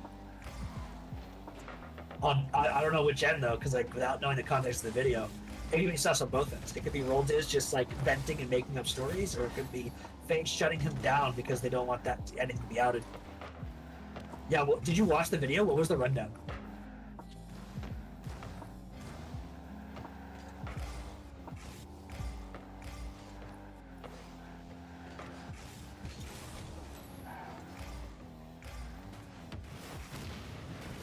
So I put out a video maybe a month or two ago. No, it was a month or two ago. But the whole idea was I'm gonna do my threes placement matches. Jesus, I can't talk. I'm not even drunk. I was gonna play my threes placements, and the whole thing was I wasn't allowed to score. Okay, yeah. And it was to, prove a couple of points. First of all, like, you don't have to peak to win games, and it's not your teammates that are holding you back. Okay, but yeah. The biggest thing that I took away, and something that I try to quote to people all the time, is that you don't have to be the reason you win, just don't be the reason you lose. That is arguable up to a certain point, I think. But yeah, for most players, that is very true. You just don't have to be the reason you lose.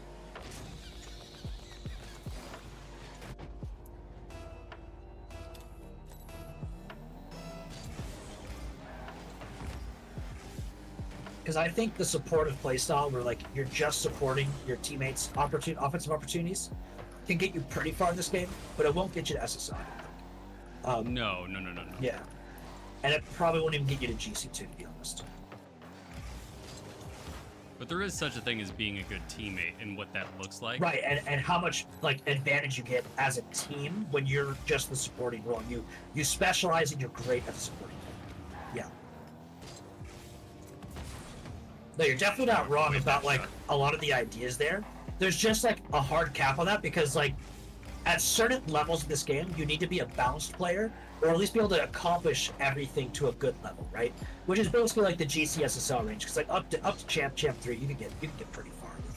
Basically, just specializing in one thing that's not like that's important, just not like the entirety of your team.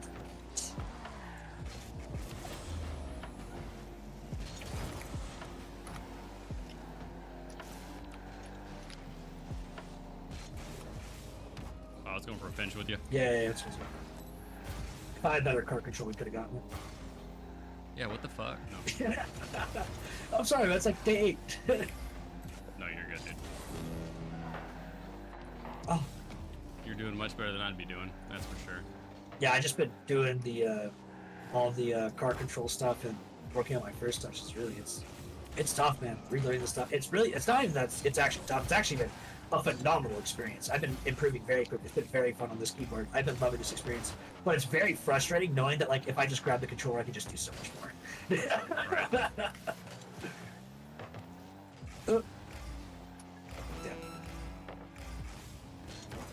I'll give you just that shot. I would have missed that shot on control because my recovery would be better. Anyway, Naturally.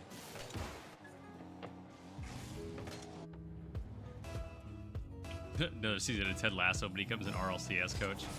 That would be funny to see, like, a Ted Lasso. Well, I guess there is kind of that. There's that show on HBO or whatever that's like kind of supposed to be like a parody of an RCS or LCS. Yeah. Yeah, something like that. League of Legends. I couldn't. Man, I'm so out of the league scene. Couldn't remember what it was called. I played that game for a fucking decade. Hey, Amnesia, how's it going? I think Beastmod, also, I wouldn't be surprised if that was the case, if it was just an awkward time for the contract to end, because a lot of orgs, oh wait, I thought you were the orgs guy for a second there. I was like, oh, my dude's slowly throwing this in. I don't know why I thought I was orgs dude for a second, that's so funny. Yeah, would it be too crazy to think that the contract just ended at awkward time? Because a lot of orgs end their contracts right before Worlds because they don't want to pay for that last month and then the off season too. But if you make Worlds, you do good at Worlds, they don't mind paying for the off season because you're able to get a lot more content hype during that off season and so on, you know. Right.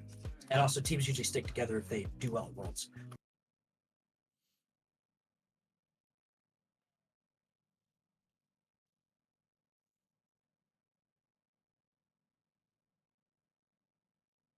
Replay reviews, they would blame all the mistakes on mechanics, but wouldn't play the game to be informed mechanically or like to improve those mechanics. And then something about First Killer's dad having a lot of influence over his decisions for First Killer, but I don't think that really is the point here. Maybe it is. I don't know. I don't know how First Killer's dad could. I mean, maybe First Killer could make a vote that would push Roldis off the team, but I don't know why. Like, I don't know. There'd have to be some sort of beef there, I think, for it to really pay out from Typical and Mist. But it's hard to say. Now, here's one thing I gotta say about that, though. All the decisions weren't mechanically based, and if Roldis couldn't convince him of that, that's on Roldis, to be honest, as a coach. And if maybe he could have, and they're just that ignorant, that is a possibility. I mean, it's not saying that they don't have egos, like Typical and Mist aren't perfect people, be their First Killer kind of thing. Like, they could easily just, like, have massive egos saying that, like, no, it's just mechanics, and you just, like, you're not as good as this Roldis, you wouldn't know what you're talking about kind of thing. That's a possibility, but from a perspective of someone that has, like, always coached people, like, from below their level, it is in my hands to convince them without a shadow of a doubt, not their job to believe. And that's always been the case. And then even now, like, players I work with, I have it a lot easier because I've proven my analytical abilities and I've proven that time, you know, as a coach, and taking teams into RLCS. And like with Charlotte Phoenix, they just took my word for it and they got the results because I technically don't need to prove myself at that level. You know what I mean? Like, why would you question when I just took Gentlemen to RLCS the previous season? I took Absolute Livers to RLCS in season 9 and so on, and took other players and teams to like main events previous to, and around that as well. You know, so it's like, why wouldn't you believe me? But at the same time, if you don't want to, that's fine. It's not my job. It's not your job just to believe me for no reason, even if I do have that track record, because people could get lazy and have an ego at any point in time. I can develop an ego right now, and I could give you bad information because I just think I'm smarter. That's a possibility. You should challenge my opinions. And like, if Roldis was getting opinions challenged by Cybical and Mist, as coach, it is Roldis' job to convince them without a shadow of a doubt. And if he wasn't able to do that, I put that half on Roldis, because like, from my experience as someone that was never truly a player at this game at a high level, you know, in the eyes of like of the scene, of bubble scene or anything like that, you know, it's like, why would they believe me unless like I can convince them otherwise, you know? And so, you know, that's what it is, and like that's how it's always been for me and my teams. minus Charlotte Phoenix, but that was like the one time. I don't think people are too hard on First Killer. I think, in fairness, he, I don't want to say he got overhyped, but I think people know what he's capable of. Yeah. And they expect him to, like, 1v6 the field. Oh, yeah, they definitely Yeah, in that case, no, that'd be overhyped right there. If they think he can 1v6, that's overhyping. That is definitely overhyping, you know? They think he can 1v6. No one in this game can 1v6. I don't care how good you think Zen is and how Vitalis' performance is Zen's, results of performance. But Zen did not 1v3 that major. No one 1v3 that major. No one 1v3s anything at the RLCS level. It's not really possible. But I will say, a guaranteed overhype though was when First Killer first got into RLCS, and he was on Rogue with Kronovi and Turinturo or something like that. Or, yeah, I think it was Kronovi and Turinturo. He was overhyped at that time, for sure. He was making the most rotational mistakes, making it hard for Turinturo and Kronovi to basically play their best games as a whole. And they did okay. They didn't do great, they just did okay, as a team. Especially with First Killer being a number one once player in the world at the time, you know what I mean? Or arguably number one player in the world. And also just being an insane mechanical player as a whole. He should be a smoking gun level of just like performance, out of this world, just like blowing your mind stuff. And he did peak here and there. People really loved to hype him up about that. But he was making the most problems on that team, like rotation speaking, efficiency wise. But then Rogue in the following season with Taroko, First Killer was the best player on that team, without a doubt. And if you hyped him up as the best player in the world that time, I wouldn't even argue against you. He probably was the best player in the world in RLCS X. You know what I mean? When they won 2 regionals with Taroko and Turinturo.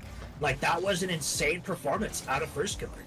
That was, he was just phenomenal. And Taroko and Turinturo fulfilled their roles to play around First Killer effectively at that time, And First Killer didn't get in the way of either one of his teammates as well. It was an equal opportunity team for a good portion of it. There's obviously still some mistakes. They weren't a perfect team by any means. The players weren't perfect by any means. But that was a great example of First Killer living up to his hype. And then on phase and so on after that, First Killer a lot of times lived up to his hype, but there's a lot of team chemistry issues in general. This is what I was saying earlier today when I first heard about the phase drop of Rogue. Is that, even though Roldis was on the team, I never really saw that team change strategies until Mist got on the team. And it wasn't like they got Mist to change the strategy massively. It was more like they just brought on Mist with what Mist does, and Mist just did what Mist does, and they didn't build around what Mist does. They just let Mist play his game, and so did First Killer, so did Simple. And from what was just said by you according to the Roldis video, that's what it sounds like. The players just did what they wanted, and they got results, and that's all they did, is they just did what they wanted, they got results. There's no talk about correcting things that they're doing wrong, and why weren't they winning regionals, and why weren't they best team in NA, you know what I mean? Why were they only second for most of their time, or third for most of the time, or fourth for most of the time, It sounds like that conversation wasn't happening. It doesn't get the recognition for that. I agree with that. I think First Killer is a phenomenal player right now at this moment and deserves more recognition, but it's hard to get him that because if the team has chemistry issues and there's rotational issues on his team, it makes him look bad. And a great example of that as well is literally the Winter Major, where they dropped that final save with First Killer, game whatever, and they lost the series because of it. Is it First Killer's fault that he wasn't able to get that last second save with 30 boosts from a crazy recovery and clutch that out? No, it really isn't. It's more to say that he was clutching up that entire series and playing insane the entire major, but he makes one mistake and people are going to blame him for it. But they didn't sweep that series initially because the team wasn't as good as it could have been. Garmin Corp is playing just as good as they were now as they were in the Winter Major. And they get demolished by the current best teams in the world, like Vitality. They get demolished by BDS right now. They get demolished by teams like that. And Karma Corp hasn't really improved since that Winter Major. And FaZe could have been the BDS awesome, or the Ferris. Vitality right now, or at that time that they are right now.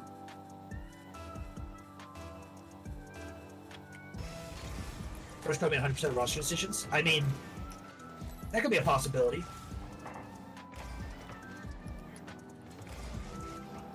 I'm not gonna lie, if First Killer wanted to play on the team, I'd take that opinion in stride.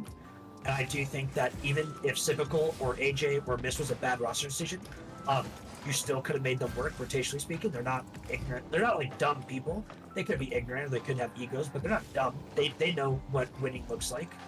and you just have to convince them what that winning is because they already do it in some capacity. They just don't do it enough.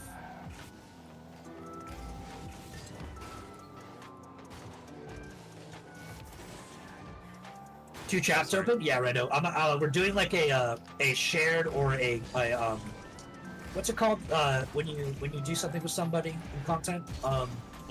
Collab. Yeah, it's a collab with Grifflicious, and he has a YouTube stream that he's doing as well. I don't have the link for it, but I can get it in here a second, and I can share it in case you want to be a part of both.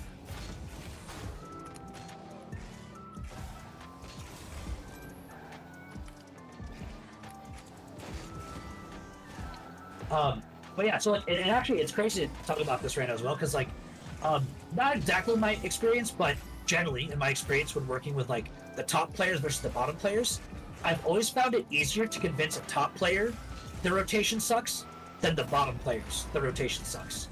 It's always easier, and the reasoning to this is because a top player already rotates really well sometimes, and you could show them and grab that moment in their gameplay and just put that shit on repeat and be like, what if you did what you did here, right here instead?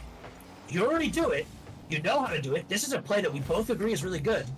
Why did you not choose to do this in this moment instead? And it's so easy to show them that comparatively because they already do it. They already see what success looks like.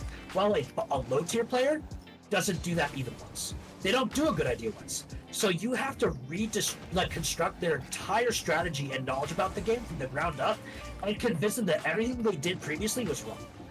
And that's a lot harder to do because even if you pull up RLCS gameplays of like top teams doing it, they might misinterpret what that game looks like and read it differently than what they're currently doing. Or they might say, I'm already doing that. It's like, show me one play where you do this. And they can't, but they'll just keep on saying they're already doing that. And like, you can try to show them that they're not doing it, but they'll be like, no, I'm pretty sure that I was already doing that. And then it's so hard to convince them sometimes because if they have a big ego, it's hard to show them their own gameplay that they do well and that they don't do it all the time, which is a big thing that makes it really hard to do. Let me grab this freaking here. I'll just do that, and then that. And then back in. Whoa, so glad I set my keyboard properly today. That took a lot longer to do before I got my keyboard set up properly. Oh, nice kickoff. I didn't even have to do it faster. You're gonna buy me another 5 seconds. But yeah, it's crazy to think about that. Like, literally, it's just easier to coach high level players, like to change their mind specifically. It's easier to tell them that they're wrong, to be honest, because I've never seen a top level team never do a good rotation. Like, they just don't do a good rotation every single time they play. You know, every single time they run to that scenario, and that's usually just the case. They need more consistency, and they need to be shown where that consistency is. And like, phase is such an easy one to do because like. First Killer and Mist already have solid field control. Not great, but solid field control. And you can just show them where they're doing it every time, where it's effective. And then be like, why did we not use our field control here? Instead, we just went backward and double committed backward, you know? And it's like, did we lose trust in each other? Why didn't we do the thing that worked last time? The enemy didn't change their play. They're doing the same play they did last time too. You know?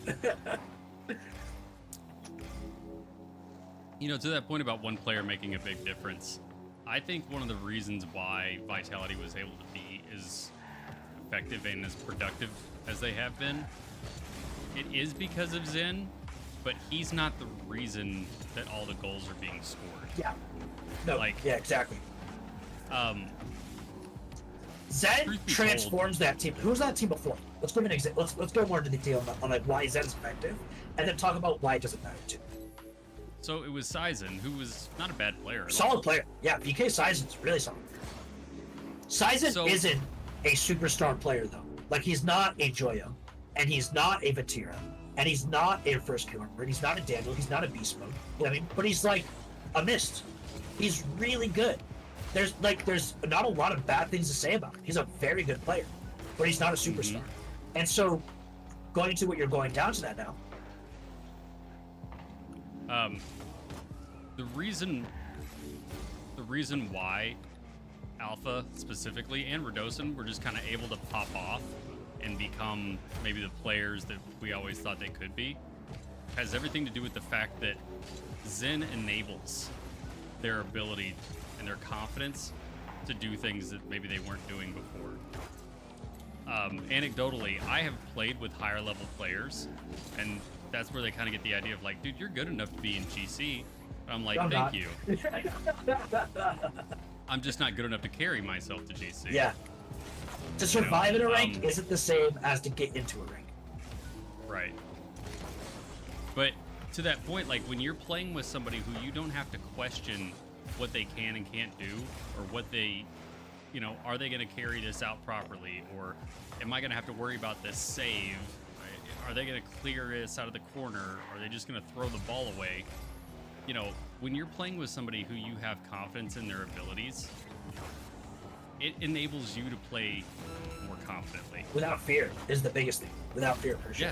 Yeah. And to go on top of that as well, it's also who's a coach you admire? Chronic. Done. Admired. Done. I wish he was still coaching Space Station, to be honest. But I don't think they need him. I think currently Space Station is doing really good and not really that much different than what Chronic Hell did. yeah, Smiles, good job, dude. But Chronic is a Glad to hear man it. for sure. I think Chronic has transformed teams that just were not rotating well previously. And you can definitely see a Chronic playstyle with the teams he works with, like a Chronic, like a strategy set that they utilize in a playstyle that he pushes as a coach, that he knows gets teams very good. But I will say his strategy that he pushes is not a perfect strategy. There's a lot of holes in it. It's a very holy and peaky strategy, which is why Space Station has never really consistently won regionals or majors, or even gotten to the finals from a major, to be more accurate. But there's very Chrome. Sorry, not Chronic. I mean Chrome. You're right. Sorry. I don't know why I thought I used the name Chronic. Chrome. Yeah, Chrome. Fuck, dude, my brain. Dude, we're both fried. We're both fried. Yeah, I totally mean Chrome. I 100% mean Chrome. Yeah, not Chronic. Chronic's a little shit. Chronic's dumb as fuck. Chrome. Smart guy. Respect Chrome. Oh yeah, I totally mean Chrome. Yeah, you guys both corrected me. Holy shit. Is Chrome FaZe's new coach? If he's FaZe's new coach, that's actually phenomenal. That's actually hypes me up for FaZe's future performance, because I think Chrome could fix a lot of their current issues on that team. But it also makes me worry about that team a little bit, because a lot of the Chrome strategies that come in are very aggressive third man based for trust play opportunities, and that's just like a high risk hardware play that works sometimes. But they have good like Chrome teaches really good midfield control though, which allows it to be functional. But if the enemy team just has equally good midfield, you have an overstep third and typical free goal, which is the unfortunate side of it. Chronic. Yeah, no, Chronic is very good, but he's not top 14 good. Like, in my opinion, he's very talented, mechanically can keep up, but decision making is very sloppy, extremely sloppy. He would be a good player in a top 8 team, and he would fit really well in the top 8 team. But I think in the first split, it's not that he was carried by Appjack and Nolly, but I think Appjack and Nolly made up for a lot of the mistakes he made, because they had 2/3 basically always in the right spot. And if he made a mistake, they just clutched it out with good chem, and Chronic was able to make the mistakes not so bad, just mechanically very good. But you can see the decline as a team, as they lose trust and as the teams around them get better. It's there's a big change up that happens overall that you can't keep up with the player. Taking into account work ethics too. Honestly, I think it's possible for them to have kept to AJ, but I don't know. I've never worked with AJ. I couldn't tell. Like, if AJ's hardworking but he's really ignorant, then I don't think it would have worked with AJ either way. I've seen Mist play great rotations in Envy before with Atomic and Turboposa, and played literally exactly what they needed for 3 regionals straight, and won all 3 of those regionals in NA and OCSX. So I'm confident that Mist probably can make a change if given a good argument or good debate, which is what Turbopulse is probably really good at. And Cybical changed for Chrome. Cybical played Chrome strategy to a T pretty much. And wasn't perfect as a player either, but it has made adjustments for Space Station in the past, and I trust that Cybical could make adjustments too. AJ, every team he's been on, has never changed, and has been a huge error of mistakes for midfield control and third man spacing. Honestly, even on Optic, Like he's not the worst player on Optic, or he arguably could be the worst player on Optic. Like it's a pretty balanced team in my opinion. But like he gives up a lot of free goals that shouldn't be just given up.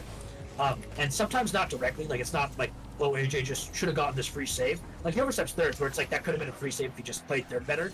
But there's a lot of times like he could have midfield controlled and gotten Magic Bear a free save if he just didn't pre-build for boost in certain scenarios. Or he could have gotten Reynolds a free save if he just didn't pre-build for boost in that scenario.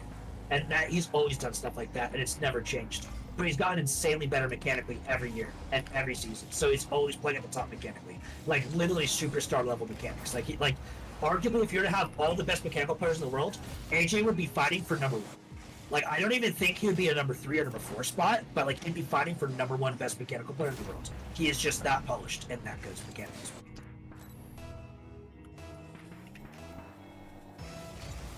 So how did you get into your coaching role? It's like a very like what's like the word, like not super exciting kind of like story situation or like deal with it. But like I just started like streaming Rocket League sometime like 2017 for fun, and then 2018 rolls around, you know, get some viewers, whatever, and like one of them's like, hey, I'm plat and like you're champ 2, like how'd you get to champ 1, champ 2? I'm like, I don't know, let me see your game, you know what I mean? So I play like a 2s match or something, or a 3s match with him or something, and I'm like, you're like just hyper aggressive, like no reason. And I just saw some basic awareness things like that I used at the time, that like just like made me smarter than most other players, you know, which is why I was like champ 1, champ 2 kind of thing, or make better decisions kind of deal. And I was like, this is like what I do and what I've done basically since the beginning. And you could just try that. And he got like champ in like 2 weeks, and he was like, hey, I'm champ now. How do I get to GC? And I'm like, bro, I don't know. I've never played GC. Like, Fucking tell me when you get there. Tell me when you get there. But I was like, it was like him and his friend came. They're like, dude, we want to just keep on getting. Like your tips really helped us.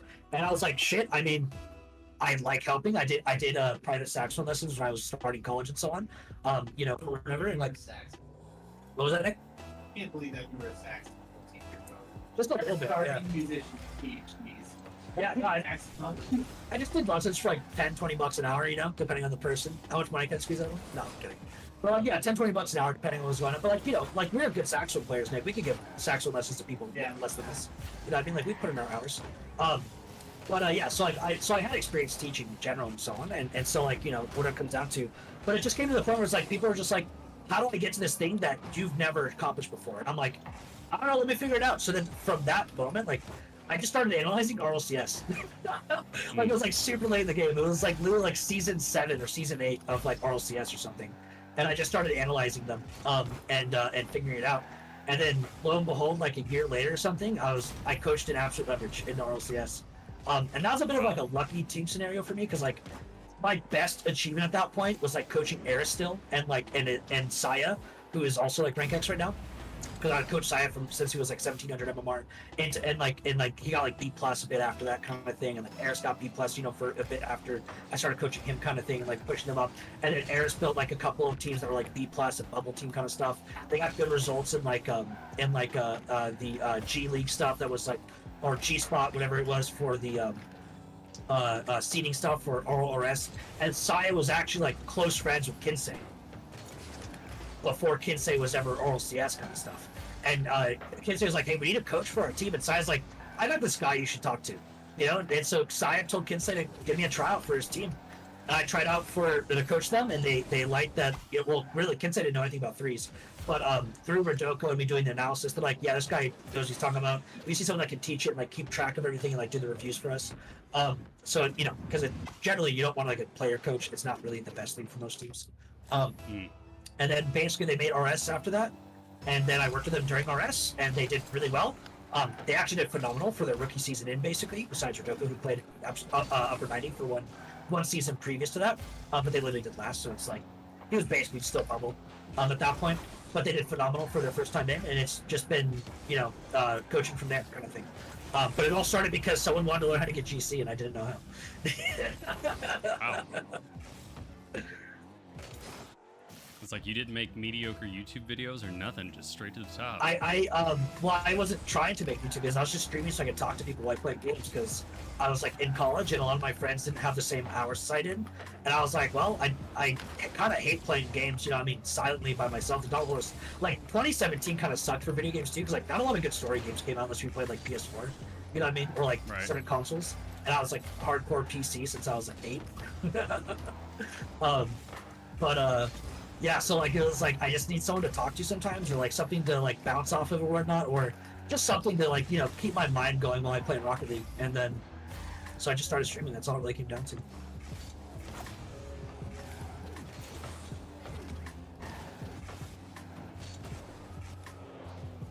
That's also why like I didn't get some of the coaching opportunities like I was going to, in a sense, because the players really liked me, but the orgs didn't. Because I never, like when I started streaming, it was just for fun, so I never planned to like turn it into anything or like become a coach either. So like I had like a lot of like not family friendly things in my streams, like just like memes we would say and like whatnot that'd be in the stream. Nothing like racist or like, you know, or bigotry kind of thing, but just like rated 18 stuff, you know, that we just say as like jokes and so on. And whatnot. They were just like inside jokes to the stream and so on that like orgs were just like, yeah, we're not okay with that. And I was like, I'll rebrand, and they're like, nah, we don't care. We don't want you now. Jesus.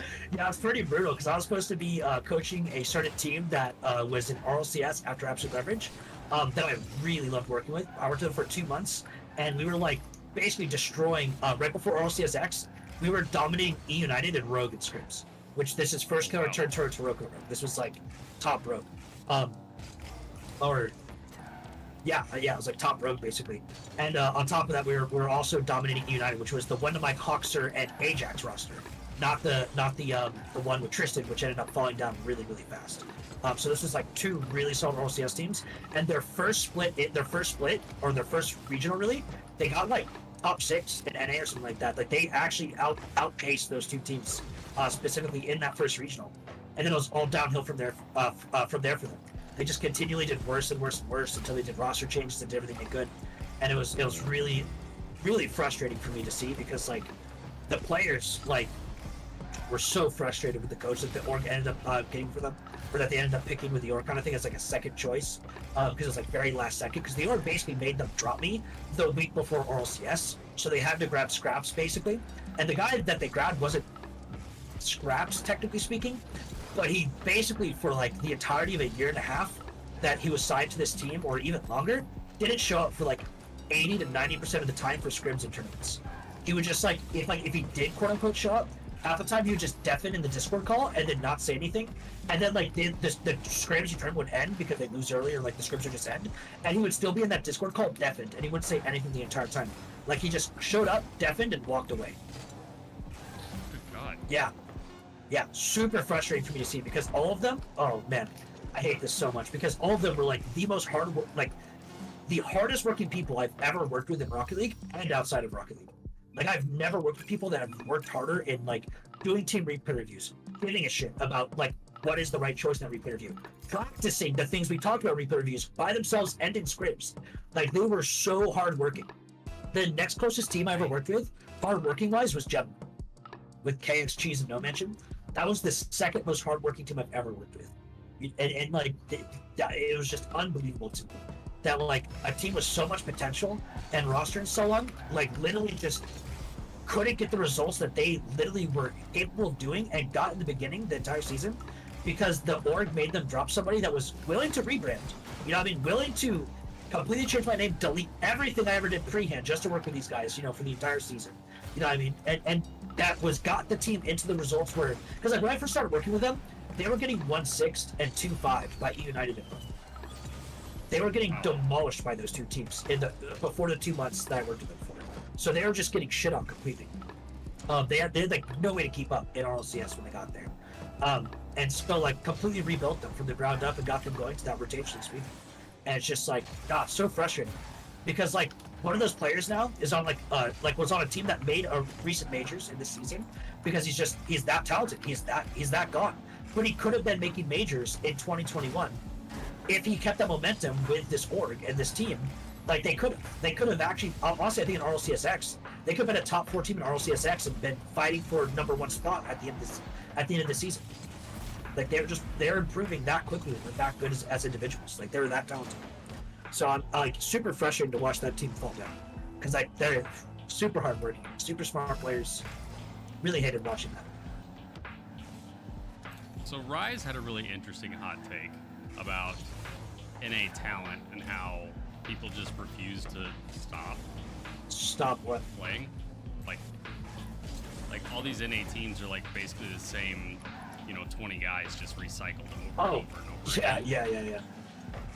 And while I don't disagree with that, I mean that's kind of a entirely, fact. You can't like say that that's wrong because it's technically speaking a fact. Like we've had the same people at the top of NA for like over a year, like for all of them, Meanwhile, okay, so BDS gets into RLCS and they're no longer RS team in RLCSX, and they scrape their way up to the top pretty quickly overall from RS, and they just like go insane on them basically, right? And they're like 3 brand new players into RLCS. They've never been in the top of RLCS ever. Boom, they're all there.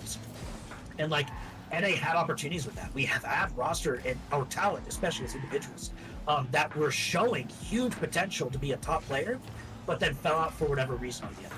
So great example of this, Mike goes to United, super talented, and then United cuts their pay for whatever reason, and it forces Hawkstar out of the team. That team then has to pick up a CRL player that's up and coming because that's what the org wanted, i.e. Tristan, who was not ready for OCS whatsoever, and that team did absolutely care ever since. They just fell completely off at that point, and then they cut the pay again, and then they lost Mike. And then since Mike was already on a decline from there, no one believed he was good anymore, even though he was still just as good as he was previously. right. But they had to play with Tristan, they didn't do well. But at the same time, maybe Mike and Ajax could have carried Tristan to at least a top 16 result every single month. You know what I mean? That is a possibility, but let me said about it, as you could say a lot of things about that with like let me think about it. I got even another player right now that had a similar situation where like his teammates were quite literally the reason why.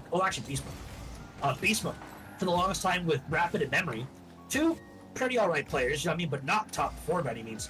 Were like stuck bottom 8, bottom 12, of RLCS, and got that one result as a top 2. There's 2 results as top 2 when Beast Mode just peaked so hard, And it's like Beast Mode was a top level player that entire time on KCP. And then at the very end, he finally was able to get that team to like peak with him and make it happen. But like he was a top player the whole time he was on that team. He was insane the entire time. It was just nuts. But didn't get the results because Memory and Rapid were not up to par. They were not a top 4 capable team.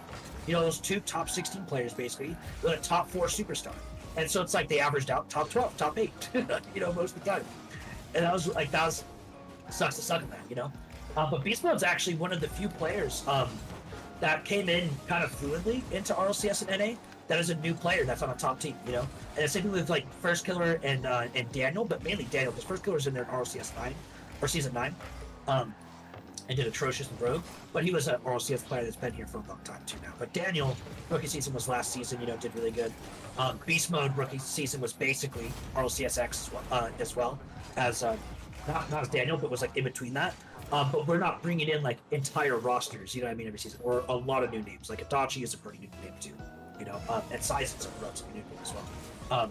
And so there's definitely more people being brought up in EU, and I can argue that we have as many talented players like Percy and Jordan were also 2 really talented players that came in with Alpine and Magic Bear. Magic Bear's at the top now. Percy, I think, could have easily done it as well. Insane, I think, is one of the smartest players I've ever worked with, and is insanely talented. And I really wish Kinsei had more opportunities, or really, honestly, I think Kinsei would fix a lot of these top 8 teams that are lacking midfield control. Like FaZe, for instance. Like, if you're going to play Cynical with Kinsei, I am pretty confident that First Killer would peak a lot harder per play. But Kinsei does not solo play as strong as Cynical does. So it's a trade. It's not an absolute win, Like, you would get more out of, like, listed First Killer, in the idea of it. And First Killer is a better field controller than Cynical, which is why I say that I'd rather replace Cynical with Kinsei than Mist with Kinsei. So for Cynical fans out there, it's not that Cynical sucks compared to Mist, just that if you're gonna have one field controller versus two field controllers, I'd pick two field controllers, on average, or someone that can semi-field control rather than someone that can't do it at all, because that's a very old school way of thinking, and NRG fell off from thinking like that. So what do you think the NRG problem is? I don't think it's talent. I actually did a video about it. Oh, you did? Yeah, I literally dropped a video about it recently. I was like, if NRG saw this video, it could have changed everything, or something, like some clickbait title. Oh, yeah. You did. But basically, in that video, when I broke down, is that as individuals, they're out mechanicking, they're out speeding these teams in NA. They're able to do as individuals, but most of their plays don't lead into each other as a team. So like, there is a great play in the opening of the game that I did, that I went over, where basically like Justin has a breakaway play on the right side of the field, and he has no way to pass at midfield. Meanwhile, Garrett's standing midfield waiting for a pass that's never going to happen. Why? Justin has no possession to get that ball into midfield. All he can do is hit it above the next guy and then behind the next guy, and that's the best he can do. Or low 50, right? And actually, I was like, if Garrett just identified, or Justin called that he only had a solo play that would die right here, Garrett could just play behind Justin and it'd be a free ball. It'd just be a free ball from Garrett, or a free shot, or he'd have a better fake and shadow to get possession for Squishy afterwards. And in the same way, I showed a lot of other players, like, here's a play of them doing really good, show that they have their potential. And it was them playing to each other as a team with a cross pass to Squishy, something like that, where Squishy Justin lost to a save on net, where Squishy just like jumped way earlier and read the ball way faster than Lost did. Dustin lost, to a shot on Lost net, and just like dimed a shot top right corner on a position he shows up to 1 out of every 50 plays, basically. Like, that's all it really is. And so there's a lot of rotational and you could say chem issues basically on that team, where like they used to have really good chem and things, but like why it went downhill like that, you can make as many theories as you want. There's so many ways you could put theories on that. But yeah, like NRG overall, I definitely don't think it's any of the players. I like, for the reasons I stated in that video, like you have these plays where basically they're not playing to each other, they're not aware of how they're gonna get that ball back to each other, or they're just like they're like trying to play a play style that just doesn't exist, and they think it exists. Like I remember seeing a video that Garrett, or not a video, like a stream that Garrett was doing, and he was talking about like how all these young players coming up right now that are peaking in NA are like just like really fast players getting these like really fast and like mechanical plays. I need to be more like that. I need to just be like faster, get to these balls faster, and like win these 50s. And it's like, no. Like they're fast and they're doing these things. That's because their teammate forced it for them. You're skipping the force, Garrett. You're not looking at why that's a free ball for them, or why they can get that ball for free, or why they look so fast. You know what I mean? It's not because they're just faster than you. Theoretically speaking, you're actually just as fast. You're like, or Squish is just as fast. You're getting dusted because you're challenging a ball that you don't have possession on. Like, that's what it is. And so there's so many of those players where I'm like, Garrett, Squishy, and Justin are just diving these challenges. We're like Lost, or Yan literally has a free dribble. They have a free dribble. It's like, why are you diving this? Just fake it like you used to. NRG used to fake every corner challenge like they would come up against because it wasn't worth the challenge, and they knew that. And now they're diving like 90% of them for no reason. It's like they literally just like declined a rotation. Like, blame it on whatever you want, but I think they got in their own heads about what is the new meta strategy, because they're like chasing a meta rather than defining it. Fair. Yeah, I mean, when they, what was it, I guess it was last Winter Major,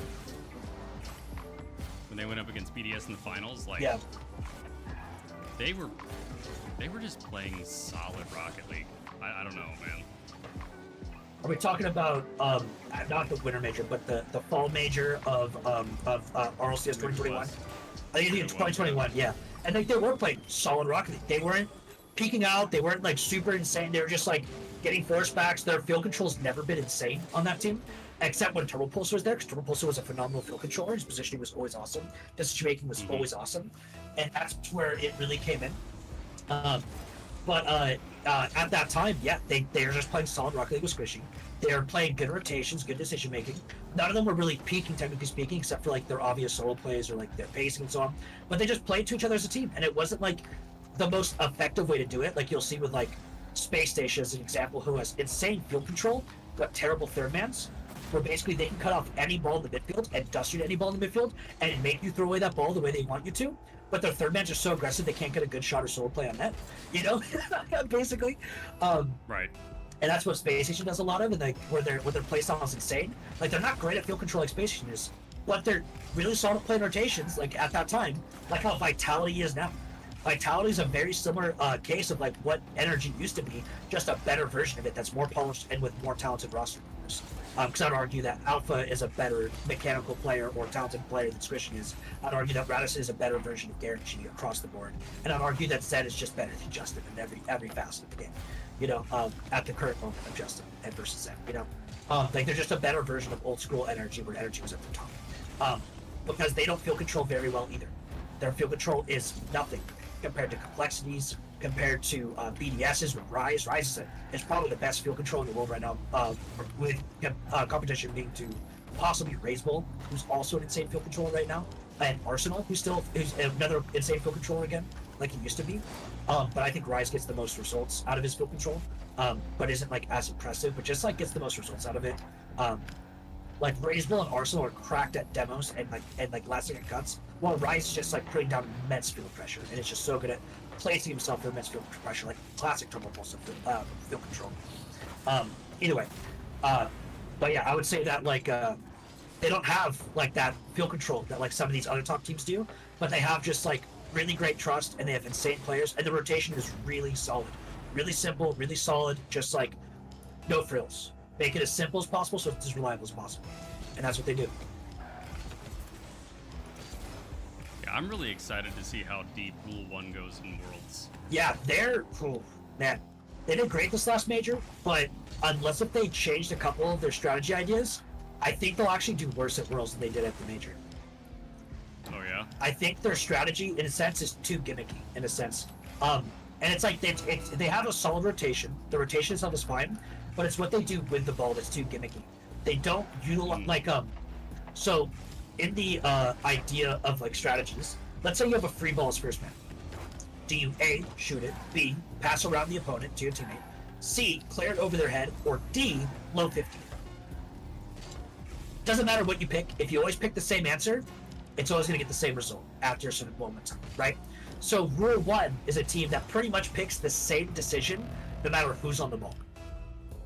And so, like, they did really good against teams that weren't ready for it because no one's really watching a Middle East team that wasn't bringing a whole lot of hype before the major kind of thing. Obviously, Middle East fans loved Rule 1, and like SousCon fans loved Rule 1, but a lot of RLCS teams and RLCS players weren't analyzing Rule 1 because they weren't O'Khaled and Ahmed. And so, I mean, I guess Ahmed, yeah. But they weren't O'Khaled and the classic MENA, superstar team, Falcons that, like, legitimately has shown insane, performances at majors and so on. You know what I mean? But they've also been really inconsistent at majors, right?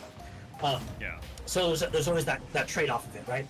But when you break it down, once the teams that came up to them later that saw that they were upsetting, at that major, they watched those games. And then they came in and they destroyed them. They destroyed that team. And I'm pretty sure any team that is a top team of a major region that has any self-respect will identify those mistakes and will just copy and paste the answer that basically Vitality put down. Because it's not a hard thing to overall accomplish, Dude, why is he Yeah, so... I mean, I think... Anyway. I don't know. Yeah, I think probably the biggest hype for Rule 1 had to have been Rawas, watching him beat Zen in 2 show matches in a row. Yeah. No, because Middle East has insane talent, like insane individual talent, like as high as any top region. Literally as high as any top region. They're insane with that stuff. But at the same time, they're lacking in 3 strategy, like pretty significantly. Even with Falcons, who did great at one point, they rotated like a top SAM team, more than they rotated like a top EU team. And like SAM also did really good at Worlds last year, but like they didn't take the title. You know what I mean? That is what it is. And like they're still not taking the title yet anytime soon. Or even the teams that were SAM that moved to NA, the closest one is Complexity. And Complexity is now rotating more like an top NA EU team than they're rotating like a SAM team anymore. When they first came in, they rotated like a SAM team, so they caught a couple of teams off guard. They did really good, but once they kind of got into their groove, they're just top 8 average. They weren't making majors that much, They only made 1 major, and then they fell off basically. But it's not that they fell off; it's that they played like a SAM team does, which is a very holy rotation. There's not a whole lot of like solid strategy in there that keeps them consistent. But they're getting better. Like Furia, actually, last Worlds, rotated more like a top NA team or EU team at Worlds than they did a SAM team. and they actually really I became a bit of a Furia fan because of it. They became really good, and I became a Yan fan especially because of it, because they rotated really well at Worlds last year, and then most recently when they won the NA regional, they're showing signs of that again, but it was still pretty bad. Oh wait, I was supposed to kick off now. Okay.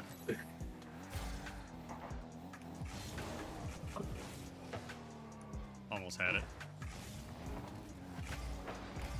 But yeah, I would say in most cases where you have so like if the players below you are the people that are going to take your position theoretically, right? You're always worried about the guys below you taking your spot, and they're below you because they're mechanically worse than you, not because they're dumber than you. Then naturally speaking, you're going to play dumber because you're already faster and you're already better mechanically. That's all you got to do to be better. So you're just going to keep on doing it because it's already working. So like in these quote unquote minor regions, they have great top teams, right? As individual players, like Mina and Sam, who have like really good top 2 or top 3 teams, but everyone below them that would take their spot is not very good. They're basically fighting for the top utilizing mechanics. That's pretty much what they're doing. They're fighting for the top utilizing, strategies that aren't very concrete, like on a world scale, but like they fight for it by who's playing better as an individual at the moment. And that's pretty much what it turns into bit by bit. Meanwhile, like NA and EU, which are much more dense and complex regions, where these top 16 teams could upset a top 12 team or top 8 team. These top 8 teams could upset a top 4 team, or and so on. And a top 4 team could upset the top number 1 team at any point in time. Meanwhile, in like MENA, it's really just the top 3 teams just fighting at the same time constantly. They're not worried about the top 5 or the top 6 or the top 8 teams. They're usually not upset. Meanwhile, like in NA, Furia, who was top 7 for a lot of this last year, won a regional in the final major.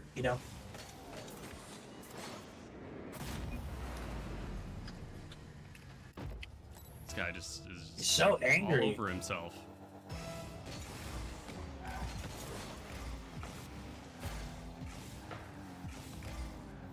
Never seen somebody so flexible, sucking their own dick so hard.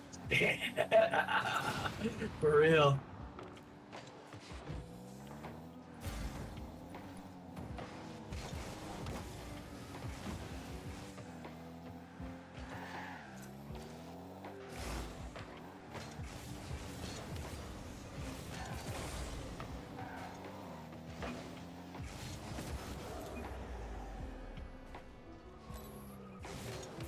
Oh, goodness gracious.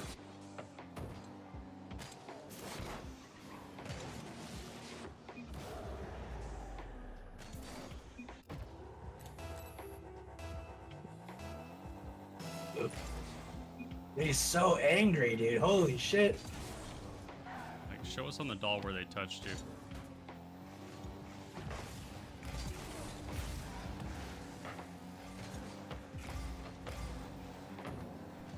Yeah. Ah! Could have had that, no problem.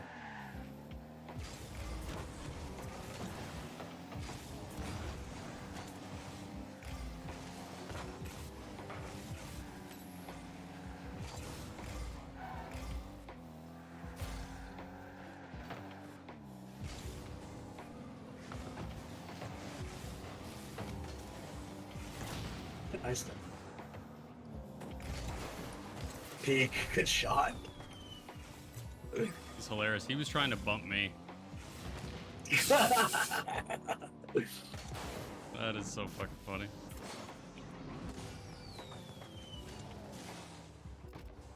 Games have been okay. Been up and down. We're having fun.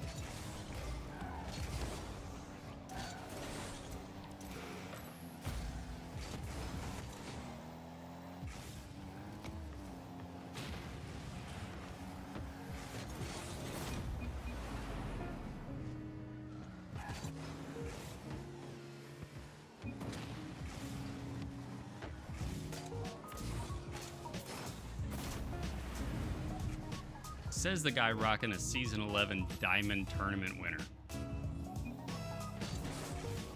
I mean, that just shows how much he's improved. He's so much better than we could have ever imagined.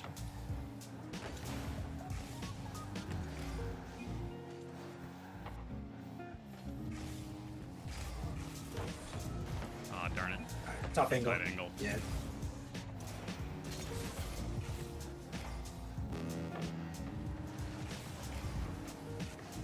Alright, here I'll peek on him real quick. Yeah, give him that little shot. No. You'll peek in a minute. No, it's coming. They'll be here.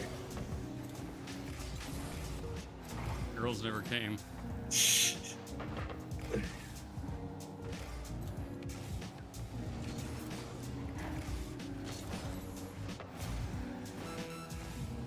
Oh, I get reset. Good for you.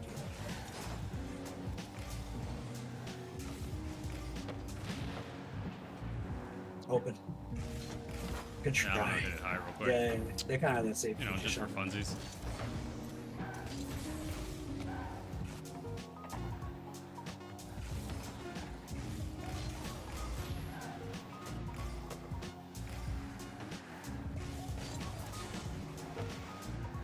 I don't care. I'm just like going goblin mode on it. Just Yeah, I fucking mean, monkey it straight is from what the it ball. is, dude. I don't know why he's so angry if his opponents are bad. Shouldn't he just feel good that he's doing better? Like what? Oh.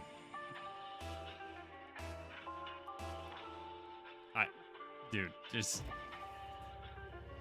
Ugh. Oh. It's like that YouTube title. We found the world's saltiest winner.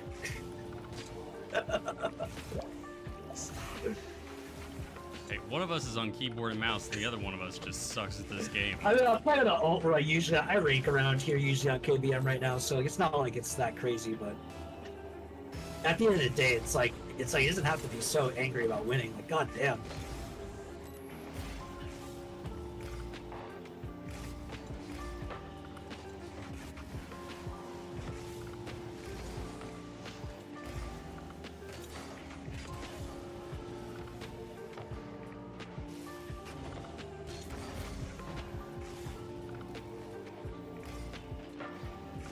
Dang.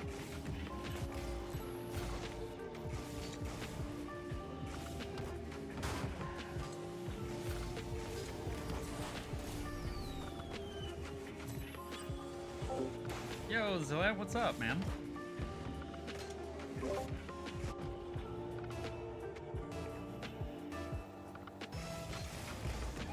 Ooh, lagging. No, we're good, actually. No.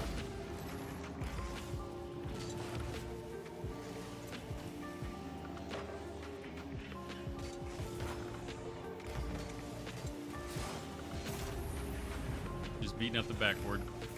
That's usually the case. It's alright. The backboard calls us mean names in training. Greedy son of a bitch. Oh. Oh, no. No, no. That's not good. Oh, You know, I admire you for trying, though. yeah. Going for the speed foot kickoff, and I still can't do them properly.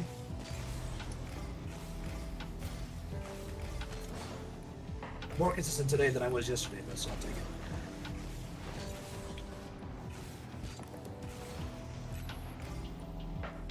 Ah, I can understand.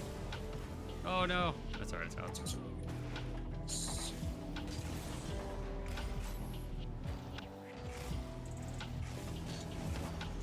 Let's call this one the last one. I'm getting kind of hungry. We've also kind of hit, like, we went way beyond our conversation topics, too. Oh, yeah. I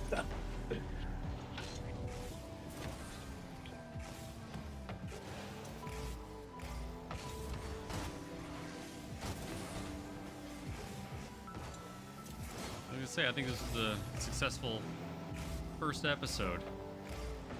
Yeah, we had a good overall section. Might cut out some of that second half stuff, to be honest. It's probably a lot to go over, and I'll send you my recording too. So if you recut and like make it shorter and simpler for people that want to rewatch it, that's not watching literally your VOD, your stream VOD, you know. I don't mind keeping it that way. Yeah, it's just like a lot of like in between rambling and like not a whole lot of cohesion.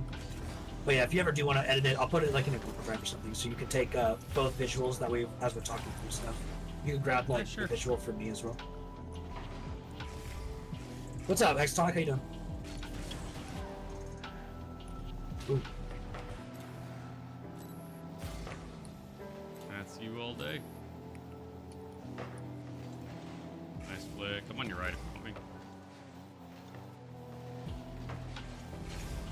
Big. That'll work.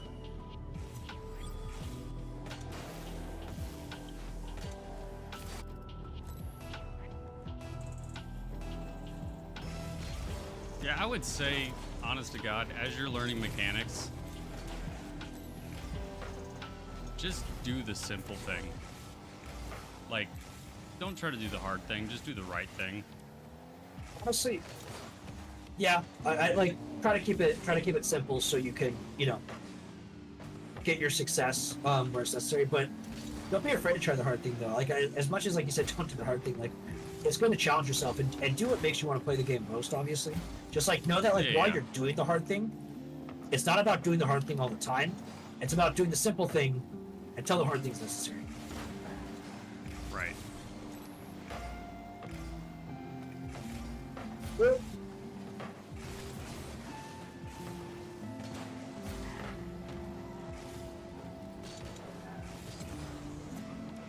internet sucking. Damn, Dean, that's brutal.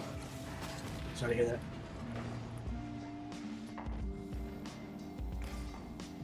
But yeah, more often than not, mistakes that I've seen at my rank, especially from myself, they would almost virtually all go away if I just slowed down.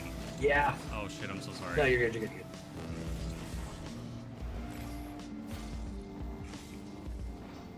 Like, the biggest thing, take your time.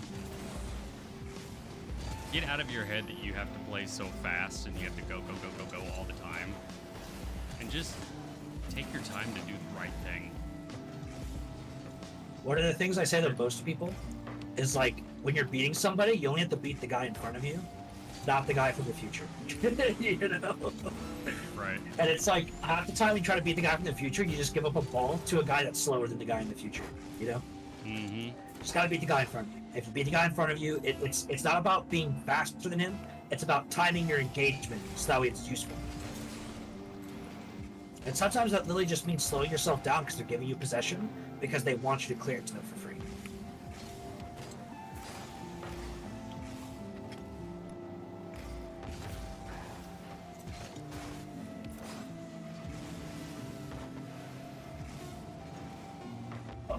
Oh, what a dunk.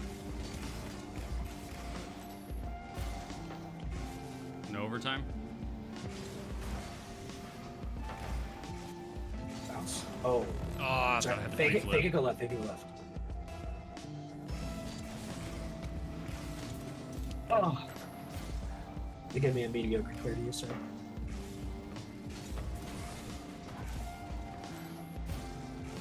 Off the top. Oh. No, they faked it. Good on them. Good choice.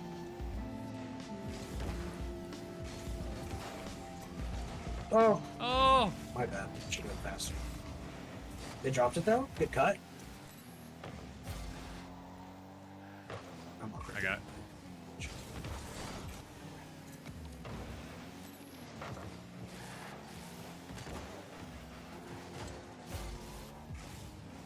On your left. good.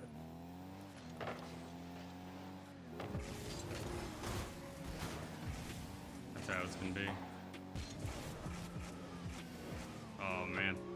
I didn't know what piece of that he was gonna get. Had me nervous. What a flick.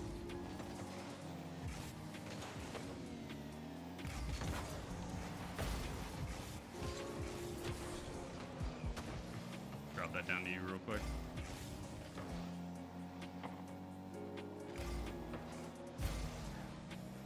Got nothing here.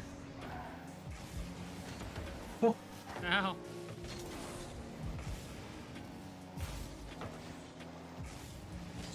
No. Oh, we're good. We're good. We're good, we're good, we're good. Clean, clean, clean. Good force, of course.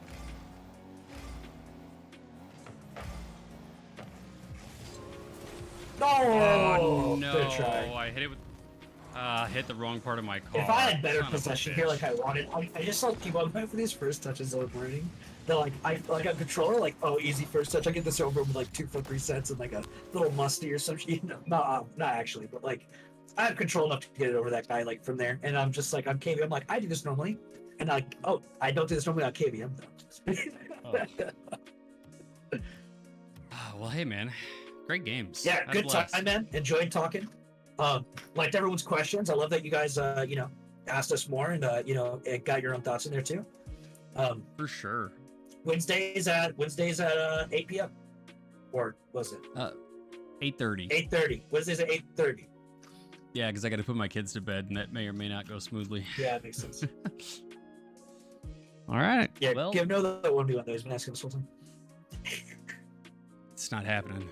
Oh, Sorry. $5. No, I'm just kidding. yeah, $5. Takes a sub. You gotta No. subscribe. Oh, I guess on No, YouTube you have to follow. No. It's there's actual memberships that you can sign Yeah, up you have for, to you have to be a member. Members only come. No. I'm just kidding, man. It's not $5. It's 20. Yeah. But yeah. Thank you again for everybody hanging out. Thank you for Scholar for hanging out with me and talking and chit chatting and playing games. It was a blast and can't wait to do it again next week. Definitely. Peace out. All right, later, gang.